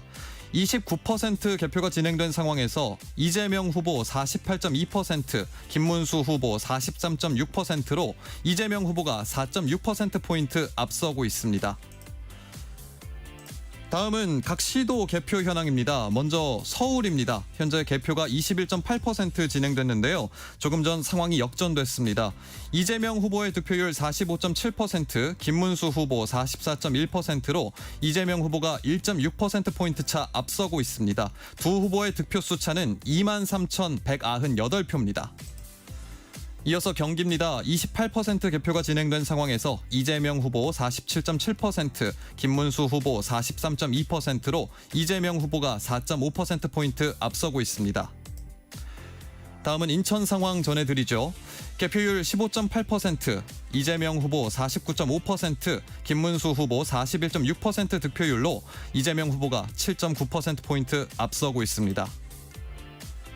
다음은 부산 상황입니다. 40.7% 개표가 진행된 상황에서 국민의힘 김문수 후보의 득표율 51.3%, 이재명 후보 40.8%로 김문수 후보가 10.5%포인트 앞서고 있습니다. 다음은 경남 지역 전해드립니다. 28.3% 개표가 진행된 상황에서 1위 김문수 후보 48.7%, 이어서 이재명 후보 43.9%로 김문수 후보 4.8%포인트 차로 앞서고 있습니다. 두 후보의 격차 29,718표입니다. 다음은 울산 지역입니다. 28.1% 개표가 진행됐고 이재명 후보의 득표율 46%, 김문수 후보 45.3%로 두 후보의 격차는 0.7%포인트 차 1,464표 차입니다. 다음은 대구 지역입니다. 44.9% 개표가 진행됐습니다. 1위 김문수 후보 72.2%, 2위 이재명 후보 19.8%로 두 후보의 득표율 차는 52.4%포인트입니다. 다음은 경북 지역 상황입니다. 36% 개표가 진행된 상황에서 김문수 후보 64.6% 득표율, 이재명 후보 28.6%, 두 후보의 격차 36%포인트입니다. 다음은 광주입니다. 36.2% 개표가 진행됐습니다. 1위 이재명 후보 83.1%, 김문수 후보 9.9% 득표율로 두 후보의 격차 73.2%포인트입니다. 다음은 전남입니다. 37.6% 개표가 진행됐고요. 이재명 후보 86.4%, 김문수 후보 9.1%로 77.3%포인트 이재명 후보가 앞서고 있습니다. 다음은 전북 지역입니다. 34.1% 개표가 진행됐고 이재명 후보의 득표율 84.4%, 김문수 후보 10.5%로 이재명 후보가 73.9%포인트 앞서고 있습니다. 다음은 대전 지역 전해드리죠. 32.3% 개표가 진행됐습니다. 이재명 후보 51%, 김문수 후보 39.5%로 이재명 후보가 11.5%포인트 앞서고 있습니다. 다음은 세종입니다. 21.9% 개표가 진행됐습니다. 1위 이재명 후보 55.2%, 김문수 후보 33.8%로 두 후보의 득표율 차는 21.4%포인트입니다.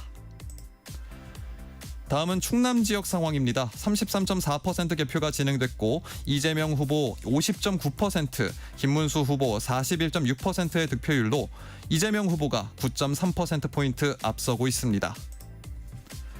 다음은 충북입니다. 37% 개표가 진행됐습니다. 이재명 후보 49.1%, 김문수 후보 득표율 42.9%로 6.2%포인트 이재명 후보가 앞서고 있습니다.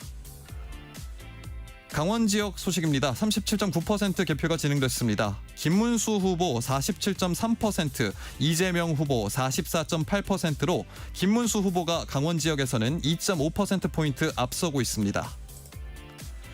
마지막 제주입니다. 21.6% 개표가 진행됐고요. 이재명 후보 49.3%, 김문수 후보 41.7%의 득표율로 이재명 후보가 7.6%포인트 앞서고 있습니다. 지금까지 주요 개표 상황 전해드렸습니다. 여러분께서는 지금 KBS 1라디오 제21대 대통령 선거 개표 방송 내 삶을 바꾸는 선택 2025 대통령 선거와 함께하고 계십니다.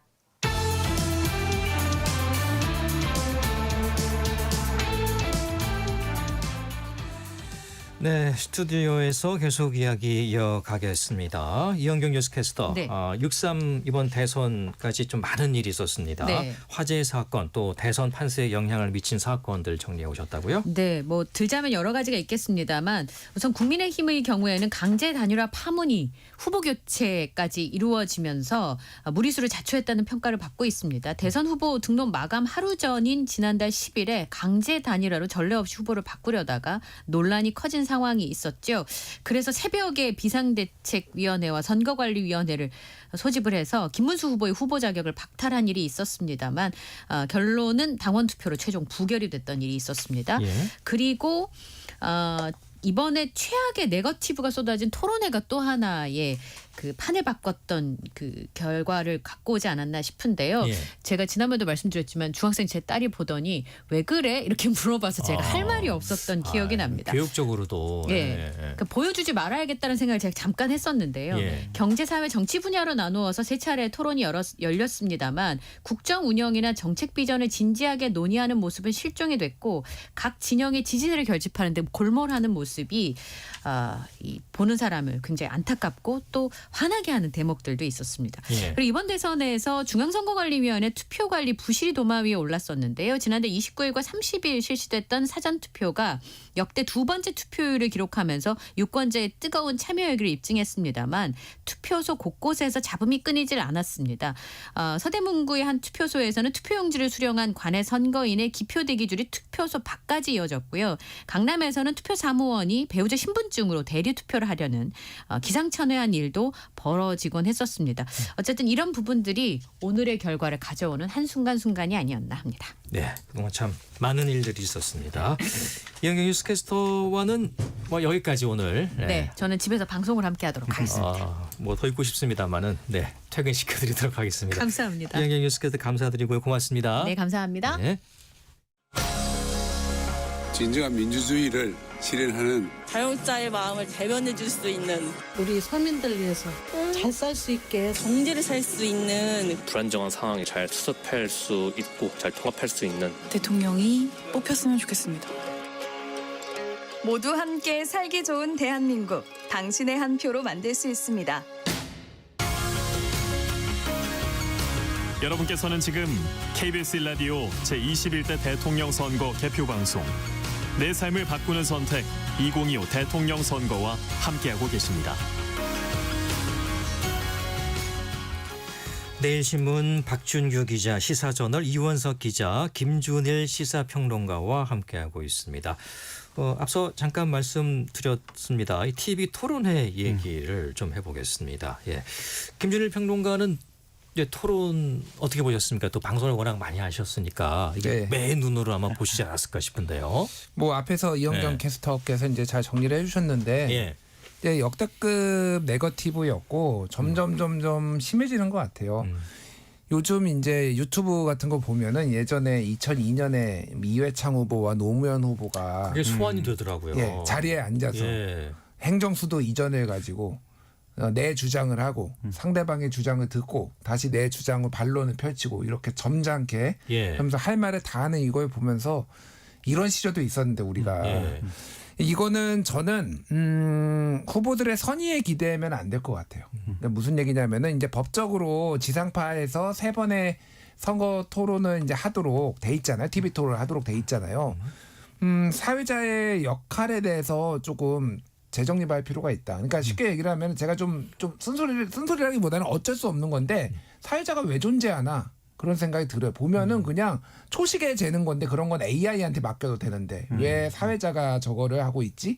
그런 거는 사회자는 적극적으로 예를 들면은 기후 위기하고 연금 얘기를 하고 있는데 갑자기 후보자의 과거 뭐 이를테면은 무슨 발언에 대해서 얘기를 하면은 제지를 하는 게 맞아요. 못하게 하는 게 맞습니다. 반발을 하겠죠.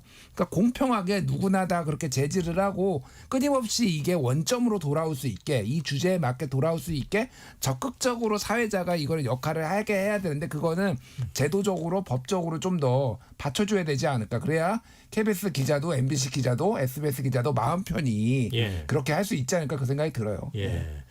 김준일 평론가께서 사회를 한번 보시면 어떻게 할까 좀 저는 궁금하네요. 굉장히 잘 볼 수 있습니다. 그렇습니까? 원래 그런 거 잘해요. 네거티브 나왔다 어떻게 하실 겁니까? 그러면 이거는 잠깐만요. 이거는 주제에 맞는 건지 제가 좀 들어봐야 될 것 같은데 일단은 관련성이 있는 겁니까 한번 물어보고 아니면은 이거는 조금 자제해 주셨으면 좋겠습니다. 이렇게 제지를 해야 될 것 같아요. 근데 지금 분위기로는 더 세게 말씀하실 것 같아요. 지금 이재명 후보 당선 유력이 KBS의 디시즌 K 플러스 시스템 분석 결과 이재명 후보의 당선 유력이 지금 떴습니다. 다시 한번 말씀드리겠습니다. 당선 유력입니다. 또 시간이 흐르면서 이게 이제 좀 더 확실시 될 수도 있고요. 또 그게 판단이 내려지면 또 바로 말씀을 드리겠습니다. 두 분은 토론에 어떻게 보셨습니까? 이원석 기자와 박준규 기자. 뭐 하실 말씀 있으신가요 혹시? 저는 그 예전부터 이 TV 토론에 상당히 관심이 있어서 취재를 많이 했어요. 실제로 이 선관위에서 주도하는 이 TV 토론에 대한 많은 고민들을 저도 해봤는데 요즘 하는 거 보면은 토론하는 방식들이 많이 바뀌었잖아요. 뭐 주도권 토론도 하고 주제가 있는 경우, 주제가 없는 경우. 또 모두 발언을 한 다음에 그 총량제로 이제 운영하기도 하고요. 그러니까 많은 고민들이 사실 들어간 이제 운영 체계인데 이 고민이 그거더라고요. 이 사회자에게 어떤 재량권을 미국처럼 주게 되면 이 공정성 논란 때문에 이게 좀 어렵다는 거예요. 왜냐하면 이게 선관위라는 공식적인 기구에서 하니까 이 더더욱 그런 부분 이 잘 운영하는 것보다는 공평하고 투명하게 운영하는 게 1순위다. 이렇게 이야기를 하더라고요. 그러면은 이것을 어떻게 하면 보완할 수 있을까 생각해 보면 좀 그 공중파 세 곳만 하지 말고 뭐 좀 더 여유 있게 할 수 있도록 다른 곳에서도 충분히 할 수 있도록 열어주고 그리고 사회자도 역시 그 자체적으로 하기는 좀 어려우니까 법적으로뿐만 아니라 사회적 공감대를 좀 만들어줄 필요가 있어요. 이 전체적으로 여론조사를 하면 이번처럼 이렇게 하는 것들에 대해서 상당히 부정적인 얘기가 나올 텐데 이런 것들에 대해서 공감대를 좀 만들어주면 이 유권자들이 원하는 대로 하는 게 맞다. 이런 의견들이 좀 지배적으로 나오지 않을까 싶습니다. 이원석 기자는 토론에 혹시 어떻게 보셨습니까? 저도 비슷한 생각이고요. 저는 뭐 개인적으로 좀 언론으로서 기사를 쓰면서 저도 사실 좀 딜레마가 있었는데 저희도 그런 네거티브나 이런 것들을 언론에서도 주로 좀 다루게 되거든요. 정책 얘기가 나왔다고 하더라도 그래서 뭐 저 개인적으로는 좀 정책이나 이런 얘기들이 많이 나오고 또 언론들도 그런 정책 얘기들을 조금 더 다루면은 유권자들에게 좀 더 도움이 되지 않을까 그런 생각을 했습니다. 이원석 기자의 의견이 궁금한 게 또 제일 여기 또 젊은 층이기 때문에 어떤 생각을 가지고 있는지도 궁금합니다. 권영국 후보도 좀 얘기를 해볼까요? 권영국 후보. 그 권영국 아시죠? 권영국 후보가 뭐 첫 토론 때부터 이제 뭐 김문수 후보에 대해서 좀 상당히 좀 계엄과 이 어떤 내란이라고 해서 좀 그런 부분을 강하게 좀 공격하면서 좀 존재감을 확실히 좀 드러낸 부분이 있는데요. 그 여론조사를 보면은 이제 원래는 그 TV 토론 이전에 집계도 되지 않았을 정도였는데 그 이후에 이제 0. 뭐 몇 퍼센트 그리고 이어서 이제 1% 넘는 그런 수치들이 다수 여론조사에서 나왔고 실제로 이번에 출구조사에서도 1.3% 얻으면서 상당히 미미할 수도 있겠지만 지금같이 이제 민주당이 또 이재명 후보에게 결집한 상황에서는 뭐 이재명 그 진보 정당 입장에서는 그래도 뭐 유의미한 결과라고 볼 수 있지 않을까. 네, 민주노동당 권영국 후보가 지금 0.9% 정도 득표를 하고 있습니다. 개표율이 지금 34% 넘어가고 있고요. 김준일 평론가께서는 이 권영국 후보, 예, 어떻습니까? 물론 결과 나와봐야겠습니다만 이 정도의 득표율, 또 그 토론회도 또 존재감 좀 나왔으니까. 예. 예. 일단 뭐 민주노동당 쪽에서 이제 정의당 쪽에서 한 얘기인데. 예. 가난해요. 당이 돈이 없어요. 돈이 없고. 예, 돈이 없어서 사실 이 후보를 이제 낼 것인지 말 것인지 이번에 뭐 고민도 했지만 어쨌든 냈는데 그거의 가장 큰 이유가 TV 토론할 수 있다. 지난번 지방선거에서 3% 이상 득표를 한 정당의 후보는 TV 토론에 소위 말하는 메이저리그에 이제 참여할 수 있다. 그것 때문에 오직 그것 때문에 나왔다고 해도 과언이 아니고 그래서 TV 토론에 굉장히 많은 준비를 했어요. 굉장히 민주노동당 얘기를 들어보면 이걸로 존재감을 드러내야 된다. 그리고 우리의 정체성 어쨌든 지난 총선에서 당이 외면을 받아서 원외 정당이 됐는데 우리의 정체성을 다시 한번 얘기를 해야 된다. 그래서 그 부분에 있어서는 상대적으로 성공했다라고 보는 게 맞죠. 왜냐하면은 워낙 기대치가 낮고 존재감이 없었기 때문에. 근데 그러면 이제 이 민주노동당 아니면 정의당이 당이 회생할 정도로의 성과를 거뒀느냐라고 보면은 저는 좀 굉장히 어렵다. 왜냐하면은 2017년에 심상정 후보가 한 5.8%가 6% 가까이 얻었고 그때는 이제 오자구도기도 하고 더 이상 좀 단일화의 압박이 없었죠. 지난 대선에서도 2%대를 얻었거든요. 네. 그래서 이제 이재명 후보와의 단일화 압박이 있었음에도 불구하고 이 정도인데 지금 1%대다라고 하는 거는 글쎄요. 이게 당의 미래가 좀 밝다라고 보기는 어렵고 좀 더 존재감을 실질적으로 보여줘야 되고 저는 이제 민주당과의 연정도 하나의 방법이라고 생각을 해요. 그 민주당이 어떤 생각을 가지고 있는지는 모르겠으나 민주당이 특히 이제 정권을 안정적으로 운영하기 위해서는 일부는 다른 정당들 이를테면 진보당도 있고 뭐 이제 민주노동당 이런 정의당도 있고 이런 정당들에게 일종의 내각 조각 같이 하는 그래서 입각을 하게 해가지고 이거를 탄탄하게 운영을 하는 연합정부를 한번 고려해 볼 필요도 있다 그 생각이 듭니다. 예. 그러면은 뭐 내년에 있을 지방선거나 혹시 뭐 그 외에 있을 또 다른 대선이 아니고 거기서 민주노동당이 좀 존재감을 더 끌어올릴 수 있을까요? 어떨까요? 그러니까 제일 어려운 선거가요. 이 작은 정당의 제일 어려운 선거가 제일 쉬운 선거라기보다는 그래도 해볼 만한 선거가 대선이에요. 사실은. 대선은 한 명만 출마해서 한 명한테 당의 모든 역량과 자원을 다 투입하면 됩니다. 그러니까 잘하면은 존재감도 드러내고 그러잖아요. 그 다음이 이제 총선이에요. 총선은 어쨌든 253개 지역구와 비례대표가 있으면은요. 이들이 더 중요한 지역구가 있는 게 아니에요. 사실은. 그러니까 뭐 물론 주목받는 지역구가 있겠죠. 그런데 기본적으로 균등하게 다 나오면 돼요. 근데 가장 작은 정당한테 난이도가 높은 게 지방선거입니다. 왜 그러냐면은요. 서울시장 후보 정도면은요. 대선 후보급이잖아요. 거의. 이런 급의 선수들을 굉장히 많이 확보를 해야 돼요. 그러니까 이게 네임밸류가 있는 사람들의 확보를 할 수 있는 제가 이제 냉정하게 말씀드린 건데 민주노동당에 그러면은 대선 후보로 그러니까 서울시장 후보, 경기지사, 인천시장, 뭐 대구시장, 부산시장 나올 만한 선수가 있느냐? 우리가 알 만한 선수가. 그러니까 이게 쉽지가 않아요. 그러니까 사실 그거는 개혁신당한테도 마찬가지입니다. 개혁신당이 지방선거까지 존속을 할 수가 있느냐? 실은 이제 합당의 가능성. 국민의힘과의 이제 정계 개편 속에 합당의 가능성이 점점 높아지는 이유는 누가 서울시장 후보 나오죠? 뭐냐면 이준석 의원이 나올 수도 있죠. 의원직을 뭐 당선이 의원직을 그러니까 가지고서 이제 선거를 치를 수가 있으니까. 그런데 당장 다른데 후보를 내기가 어려워요. 그래서 이게 아직도 그러니까 진보 진영의 미래가 그렇게 밝다라고 저는 개인적으로 보기는 어렵다고 봅니다. 예. 박준규 기자는 어떻습니까? 예. 네, 저는 그 권영국 후보와 제가 인터뷰를 해서 제가 첫 번째 물어본 게 아니 어떤 생각으로 나오셨어요? 라고 물어봤어요. 되게 많은 고민을 했다고 하더라고요. 솔직하게 이야기하더라고요. 1%도 안 나올 수도 있다. 이런 얘기들을 내부에서 정말 고민을 많이 했고 진짜 1%도 안 나오면 하지 않았던 게 더 나을 수 있는 상황. 그러니까 진보 정당이 출발도 못하고 쓰러지는 상황. 이런 상황까지 고민을 했다고 하는데 그런데 유일하게 필요했던 것은 자기들 나가야 되겠다 결정했던 것은 정말로 이 광장에서 이야기했던 이름 없는 목소리들을 얘기할 수 있는 곳이 한 곳도 없는 거예요.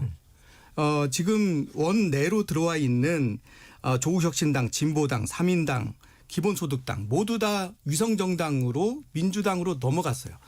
그러니까 민주당은 중도 보수를 외치는데도 이 진보 진영에 있는 정당들이 모두 다 가버려서 대신 뭘 할 수 있는 곳이 없기 때문에 자기들이라도 나가야 되겠다. 이렇게 해서 결정을 했다고 하더라고요. 그렇군요. 예.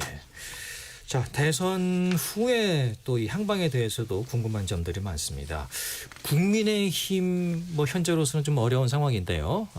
앞으로 어떤 방향으로 좀 재편이 될지 김준일 평론가는 약간 미소도 지으셨는데 어떤 의미인지도 궁금하고. 예. 국민의힘 상황을 보는 게 가장 흥미진진하지 않을까 그런 생각을 해요. 예. 왜냐하면 이제 당의 내용에 휩싸일 거고, 근데 이제 예측 불가능한 상황이 좀 많이 벌어질 것 같아요. 예측 불가다. 왜 그러냐면요. 예. 일단은 지금 많은 사람들이 전당대회 얘기를 하고 있는데 전당대회 자체가 안 열릴 가능성도 점점 높아지고 있습니다. 그러니까 무슨 얘기냐면은 두 가지 이유가 있는데, 하나는 실질적으로 전당대회에 출마를 안 할 네임드들이라고 하죠. 유력한 후보들이 안 할 가능성도 있어요. 한동훈 후보 측도 고민하고 있다라고 합니다. 무슨 얘기냐면은 이게 내년 지방선거, 그러니까 임기가 2년이잖아요. 예. 내년 8월 정도에 전당대회 치르면은 그러면은 내년 내후년까지인데 내년 지방선거가 6월에 있단 말이에요. 그럼 우리가 굉장히 많은 그 선거를 봐왔는데, 일단 대선을 치르고 그 안에 1년 안에 치른 선거들은 대체적으로 여당이 압승합니다. 대선의 여파가 있어요. 그게 2022년에 3달 차이였던 대선이었고, 3월에 대선, 6월에 지방선거. 압승까지는 아니어도 크게 이겼잖아요. 예. 2017년 대선, 2018년 지방선거 완전 민주당이 29개, 그러니까 서울에 28개인가 29개 구청장 중에 서초구 하나 빼놓고 다 가져갔어요. 그러니까 민주당이 그 정도로 압승을 했단 말이에요. 그러면은 이번 당대표는요, 지방선거 패배 책임을 지고 한 8개월 만에 또 사퇴해야 돼요. 근데 사실은 이거는 총선에서의 공천권이 굉장히 중요한 상황이잖아요.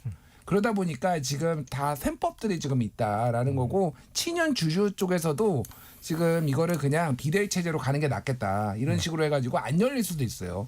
그 와중에 이제 권력 이를테면 내란 수사 같은 게 이루어지면은 이게 또 정치 탄압이다 이렇게 해서 또 뭉칠 수도 있고 막 이런 복잡한 상황들이 지금 굉장히 펼쳐질 가능성이 높다.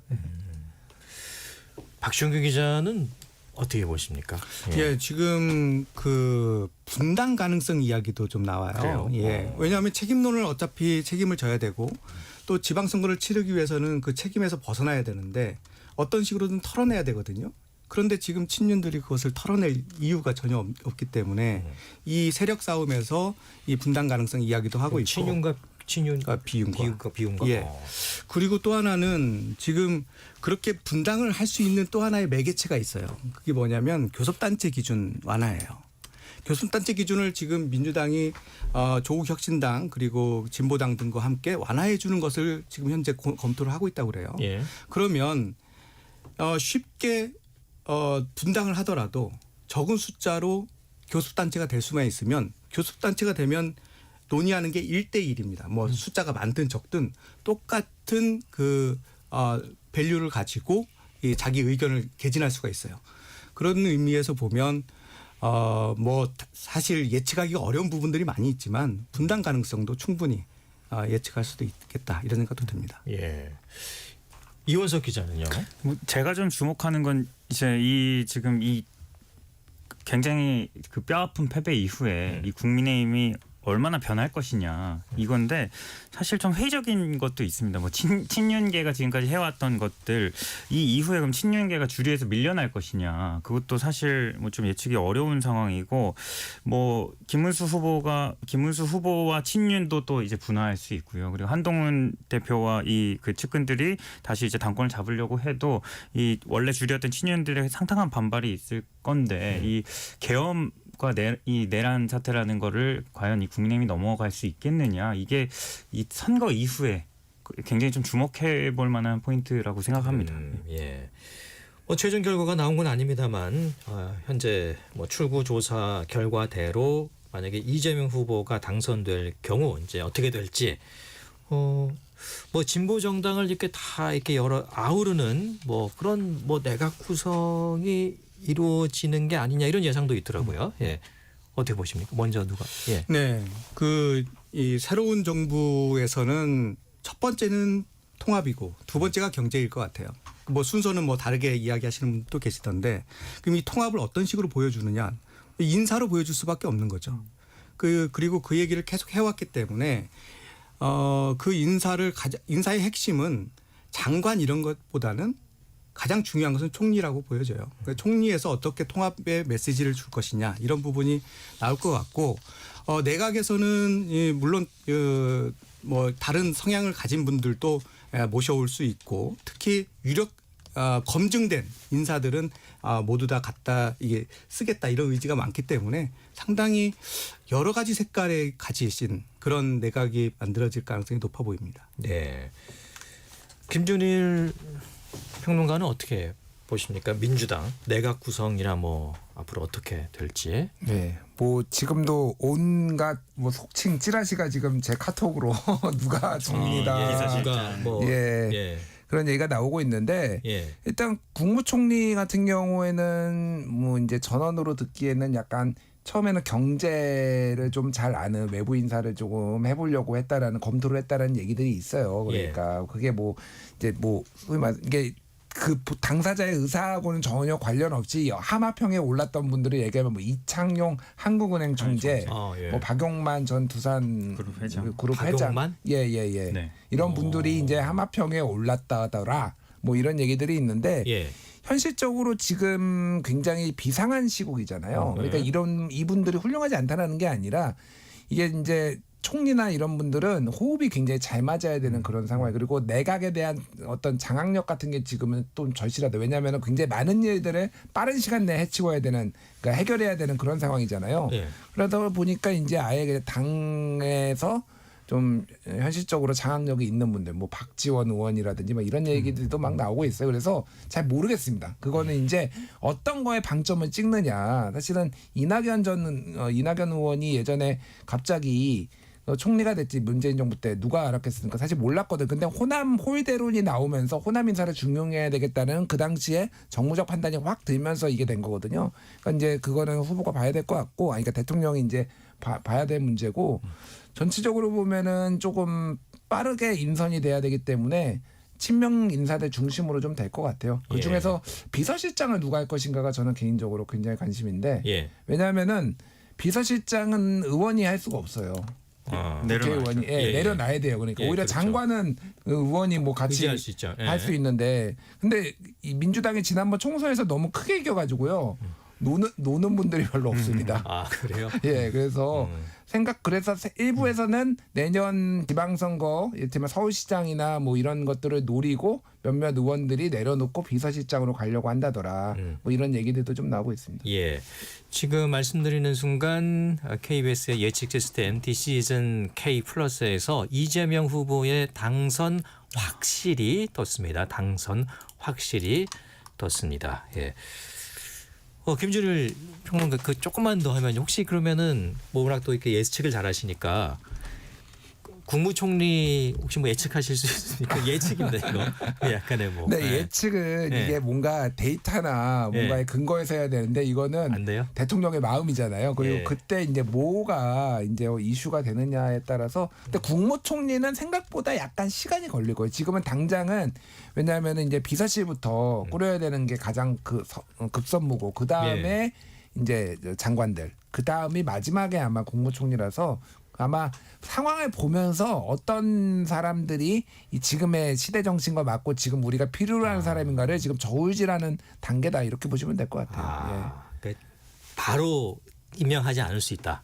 그러니까 총리는 좀 어차피 인준투표도 거쳐야 되고 그렇죠. 그래서 그렇긴 약간 더 약간 상대적으로 후순위가 될 가능성이 있습니다. 알겠습니다. 자, 지금 이 순간 민주당 쪽 분위기가 어떤지 저희가 민주당 관련해서 연결을 해보겠습니다. 대구 경북 골목골목 선대위원장 더불어민주당 서영교 의원을 전화로 연결해서 만나보겠습니다. 의원님 안녕하십니까? 예, 안녕하세요. 서영교입니다. 네, 먼저 이 당선 확실히 떴습니다. 축하드리겠습니다. 아, 감사합니다. 예, 그 선거 운동 내내 아주 많이 뛰어다니신 걸로 알고 있습니다. 서울, 대구, 경북 중 몇 군데나 다니셨습니까? 예, 제가 서울에는 저희 중랑구를 포함해서 6군데를 다녔고요. 예. 그리고 대구와 경북은 30곳을 다녔습니다. 예, 많이 다니셨네요. 숨가쁘게 예. 다녔습니다. 예, 저도 쉬어보다가 예. 대구, 경북에 참 많은 곳을 갔다. 제대로 가보지 않았던 정치하는 사람들이 별로 가보지 않는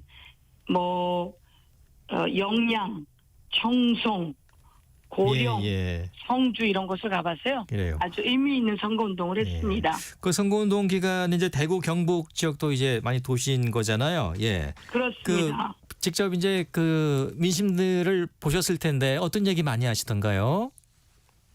대구는 사실 대구 언론사님들이랑 통화를 좀 해봤는데요. 예. 대구, 경북 민심 달라졌습니다. 예.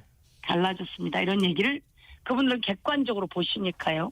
그렇게 얘기하시고 제가 직접 현장에서 만난 분들은 장터의 어머님들을 많이 만나 뵈었는데요. 예. 어머님들이 저희들에게 많이 다가오셨고 얘기도 걸고 저희들이 이야기하면 저희들 안아주기도 하시고 이러면서 마음이 많이 열렸다라고 하는 느낌이 들었고요.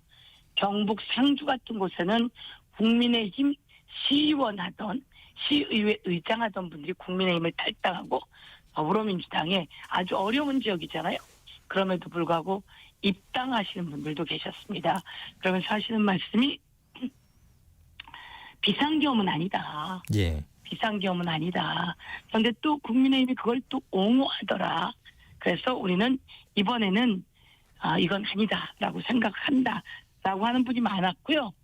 너무 어렵다 어려워도 경제 살리는 사람이 빨간당이건 파란당이건 상관없다. 경제 살리는 사람이 제일 중요하다. 우리 사는 거 봐라. 너무 망가졌다. 이러면서 윤석열 정권에 대한 원망이 많았었다. 그러면서 새로운 정권에 대한 기대가 많더라. 이런 느낌을 갖게 되었습니다. 예. 예. 자, 이재명 후보에게 또 많은 지지를 해 주셨고 예. 그리고 국민들이 또 지지하지 않은 분들도 많이 계십니다. 예. 그렇습니다. 그 대한민국이 또 하나가 돼야 되지 않겠습니까? 다른 그렇습니다. 선택을 한 유권자들에게도 한 말씀 해주시죠. 다른 선택을 한 유권자님들께 윤석열 비상계엄임에도 불구하고 내란임에도 불구하고 다른 선택을 하셔서 김문수 후보를 찍거나 또 이준석 후보를 찍은 분들께 저희가 좀 더 겸손하게 좀 더 치열하게 그리고 또 실력 있게 해 보여드리겠습니다. 예. 지금 경제가 아주 어렵고 대한민국이 많이 위기이고 세계적으로는 경쟁력도 떨어졌습니다. 저희 더불어민주당의 이재명 대통령 후보 그리고 더불어민주당 저 서영교만 해도 그렇습니다. 저희들 한번 믿어봐 주십시오. 저희들 열심히 해서 대한민국의 경제 제도약 발판 만들고 대구 경북이든 지방 곳곳에 힘들고 어려운 지역에 기반이 될 수 있도록 예산과 정책으로 다가가도록 하겠다는 말씀 드리겠습니다. 저희들 이제는 여다 야다가 아니라 일자라는 좌파다 우파가 아니라 실력파로 보여드릴 테니 실력파에게 힘을 실어주시고 믿어주시고 이제는 하나가 되어서 더 좋은 대한민국을 위해 함께 뛰었으면 좋겠습니다. 네, 그동안 애 많이 쓰셨고 오늘 또 귀한 시간 내주셔서 고맙습니다. 감사합니다. 감사합니다. 고맙습니다. 네, 더불어민주당 대구 경북 골목골목 선대위원장 서영교 의원과 함께했습니다. 자, 이번에는 각 당사를 연결해서 또 현지 분위기 어떤지 들어보도록 하겠습니다. 먼저 민주당사로 가보겠습니다. 곽지연 리포터 전해주시죠. 네, 더불어민주당 개표 상황실이 마련된 국회의원회관에 나와 있습니다. 더불어민주당 주요 인사들은 오후 8시 출구 조사 결과를 확인했고요. 이재명 후보가 과반이 넘는 51.7% 예상 득표율로 승리한다. 이런 예측이 나오자 당연한 결과다. 이러면서 서로 인사를 나눈 뒤 이곳 개표 상황실을 떠났습니다. 그래서 민주당 주요 인사들과 또 캠프 관계자들은 모두 자리를 또 비운 상황이고요. 취재진들도 이곳 개표 상황실에서 하나 둘씩 철수하는 그런 분위기입니다. 이재명 후보는 당선이 확실히 되면서 자택인 인천에서 이곳 여의도로 이동할 것으로 보이고요. 이곳에 도착하려면은 아마 인천에서 차로 한 30여 분 정도 걸릴 것으로 보입니다. 더불어민주당에서는 이곳 개표 상황실과는 별도로 국회의사당 앞에 야외 무대를 설치했습니다. 밤 10시부터 지지자들과 개표 방송을 지켜볼 예정이었는데요. 오후 8시 출구조사 결과 발표에 승리가 예측이 되자 지지자들과 연예인들이 일찌감치 모여서 현재 국회의사당 앞에는 푸른 물결로 가득 찼습니다. 손에는 응원봉과 태극기를 들고 이재명 대통령을 외치면서 환호하고 있습니다. 그래서 이재명 후보도 이 국회의사당 앞에 마련된 야외 특별 무대에 올라서 당선인 수락 연설을 할 것으로 보입니다. 지금까지 더불어민주당 개표 상황실에서 곽지연이었습니다. 이어서 국민의힘으로 가보겠습니다. 유고은 리포터 전해주세요. 네, 저는 지금 국회 도서관 대강당에 마련된 국민의힘 개표 상황실에 나와 있습니다. 조금 전 이재명 더불어민주당 후보가 당선 확실됐다는 소식이 전해지자 이곳 상황실은 개표 상황을 보면서 침통한 표정으로 이 안타까움을 금치 못하며 당선 확실을 재차 확인하는 모습이 보여졌습니다. 이번 선거운동에서 골든크로스 가능성을 언급하며 김문수 후보의 선전을 기대했던 국민의힘은 더불어민주당 이재명 후보 당선 확실 소식에 실망감과 허탈감을 감추지 못하는 모습입니다. 이 개표 초반만 해도 지도부와 당직자, 지지자들로 북적이던 이곳은 당선 확실 발표 이후 상당수 주요 인사들이 조용히 자리를 떴고 남아있는 당직자들은 여전히 무거운 표정으로 무대에 설치된 개표 상황 화면만을 바라보고 있습니다. 특히 권성동, 나경원, 김용태 등 주요 당직자들은 이미 출구조사 결과 발표 직후 상황실을 떠난 상황이고 양향자, 안철수 공동선대위원장은 지금까지 묵묵히 자리를 지키며 최종 결과를 지켜보고 있습니다. 나경원 위원장은 KBS와의 인터뷰에서 뒤늦게 선거를 시작한 점과 이재명 후보의 본질을 충분히 알리지 못한 점이 아쉽다는 입장을 밝혔고 또 홍준표 전 대구시장은 잡동사니들이 3년간 분탕질만 치다가 또다시 이 꼴이 됐다며 강하게 비판하기도 했습니다. 한동훈 전 대표는 끝내 모습을 드러내지 않았고요. 김문수 후보 역시 자택에서 개표 방송을 지켜보고 아직 이곳 상황실로 이동하지 않은 상태입니다. 이 상황실에서는 방송사 중계 화면을 바라보면서 결과를 실시간으로 확인하는 취재진이 대부분이고 김문수 후보를 기다리는 취재진들도 자리를 지키고 있습니다. 이재명 후보의 당선이 확실된 가운데 국민의힘은 결과를 겸허히 받아들이며 앞으로의 행보를 모색할 것으로 보입니다. 지금까지 국민의힘 개표 상황실에서 유고은이었습니다. 된다면 우리 국민들의 위대한 결정에 경의를 표합니다. 제게 주어진 큰 책임과 사명을 우리 국민들의 기대에 어긋나지 않도록 최선을 다해서 수행하도록 하겠습니다. 감사드립니다. 네, 지금 이제 이재명 후보가 자택 앞에서죠. 자택 앞에서 지지자들의 둘러싸인 가운데 이제 당선 확실히 뜬 이후 이제 처음으로 대국민 메시지를 냈습니다. 예, 그 소식을 저희가 이제 실시간으로 지금 전해드렸고요. 지금 이제 지지자들에게 인사를 했고 이제 자택에서 나왔기 때문에 아마 여의도 중앙 당사로 곧 이동을 하게 되겠죠? 이 동선이 어떻게 됩니까? 예. 지금 여의도역 그 앞에 예. 그 무대가 마련돼 있어요. 아, 있어요? 제가 예. 보니까 거기에 이미 그 방탄막도 다 이미 설치가 돼 있는 걸로 봐서는 거기에서 이제 연설을 할 것으로 보여집니다. 아, 연설은 아마 이제 뭐 수락 연설 뭐 이렇게 되는 겁니까? 예. 그렇죠. 예. 그러니까 저 지금 나온 데가 자택은 아니고요. 제가 알기로는 인근의 모 호텔에서 그래요? 예, 여기에서 마지막 연설을 하기 위해서 이제 대기하고 있다가 이제 나온 걸로 알고 있고 이게 끝난 다음에 이제 자택에 돌아가서 이제 오늘 밤은 지내는 걸로 이제 얘기가 나오고 있고요. 예. 예, 뭐 마지막으로 이제 저쪽 여의도 쪽에서 이제 연설을 하겠죠. 수락 예, 연설이 이제 성격에 그런 것들을 하면서 이제 좀 감사의 인사 이런 거 할 것 같습니다. 그렇군요. 그 내일 일정 많이 궁금해하더라고. 이원석 기자 혹시가 네. 알고 있습니까? 근데 예. 지금 이제 변동성이 좀 있긴 해서 뭐 대충 국회에서는 준비를 이제 뭐 11시에서 한 12시 뭐 이렇게 취임식을 좀 준비해 놓은 상황인데. 국회에서 하는 거죠, 취임식을? 예. 근데 아침에 일단 현충원 이렇게 갔다가 그 국회에 와서 이렇게 11시에서 12시 정도 그때 이제 그 취임식을 간소하게 이렇게 진행할 예정입니다. 예. 그 앞서 이제 그 국무총리하고 이제 뭐 내각 또 얘기를 좀 했었는데 이원석 기자는 뭐 좀 들은 게 있습니까? 네, 예. 안 물어보실 줄 알았는데 예. 일단 저는 뭐 아까 말씀하셨지만 막 굉장히 그 지라시가 많이 돌았었는데 예.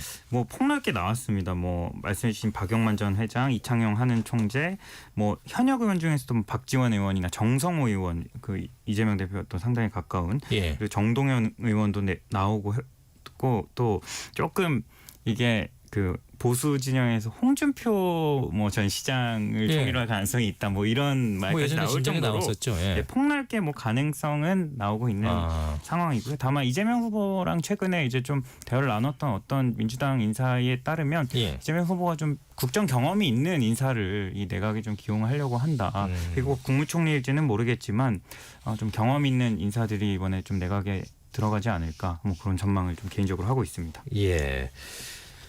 자, 내 삶을 바꾸는 선택 2025 대통령 선거 2부 이제 좀 마무리를 해야겠습니다.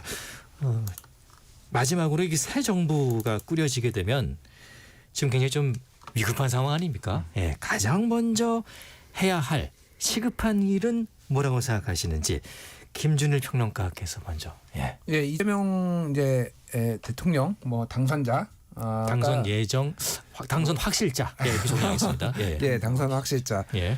그러니까 뭐 TF 지금 비상경제 TF 만들겠다고 했잖아요. 예. 지금 최우선은 지금 경제 쪽으로 잡고 있는 것 같아요. 그래서 대통령은 경제 좀 이렇게 확실히하고 뭐 당은 입법 쪽에 조금 입법이나 이런 거에 조금 뒷받침하는 방식으로 이제 될 것 같은데 저는 다른 무엇보다도요. 일단은 경제는 당연한 거예요.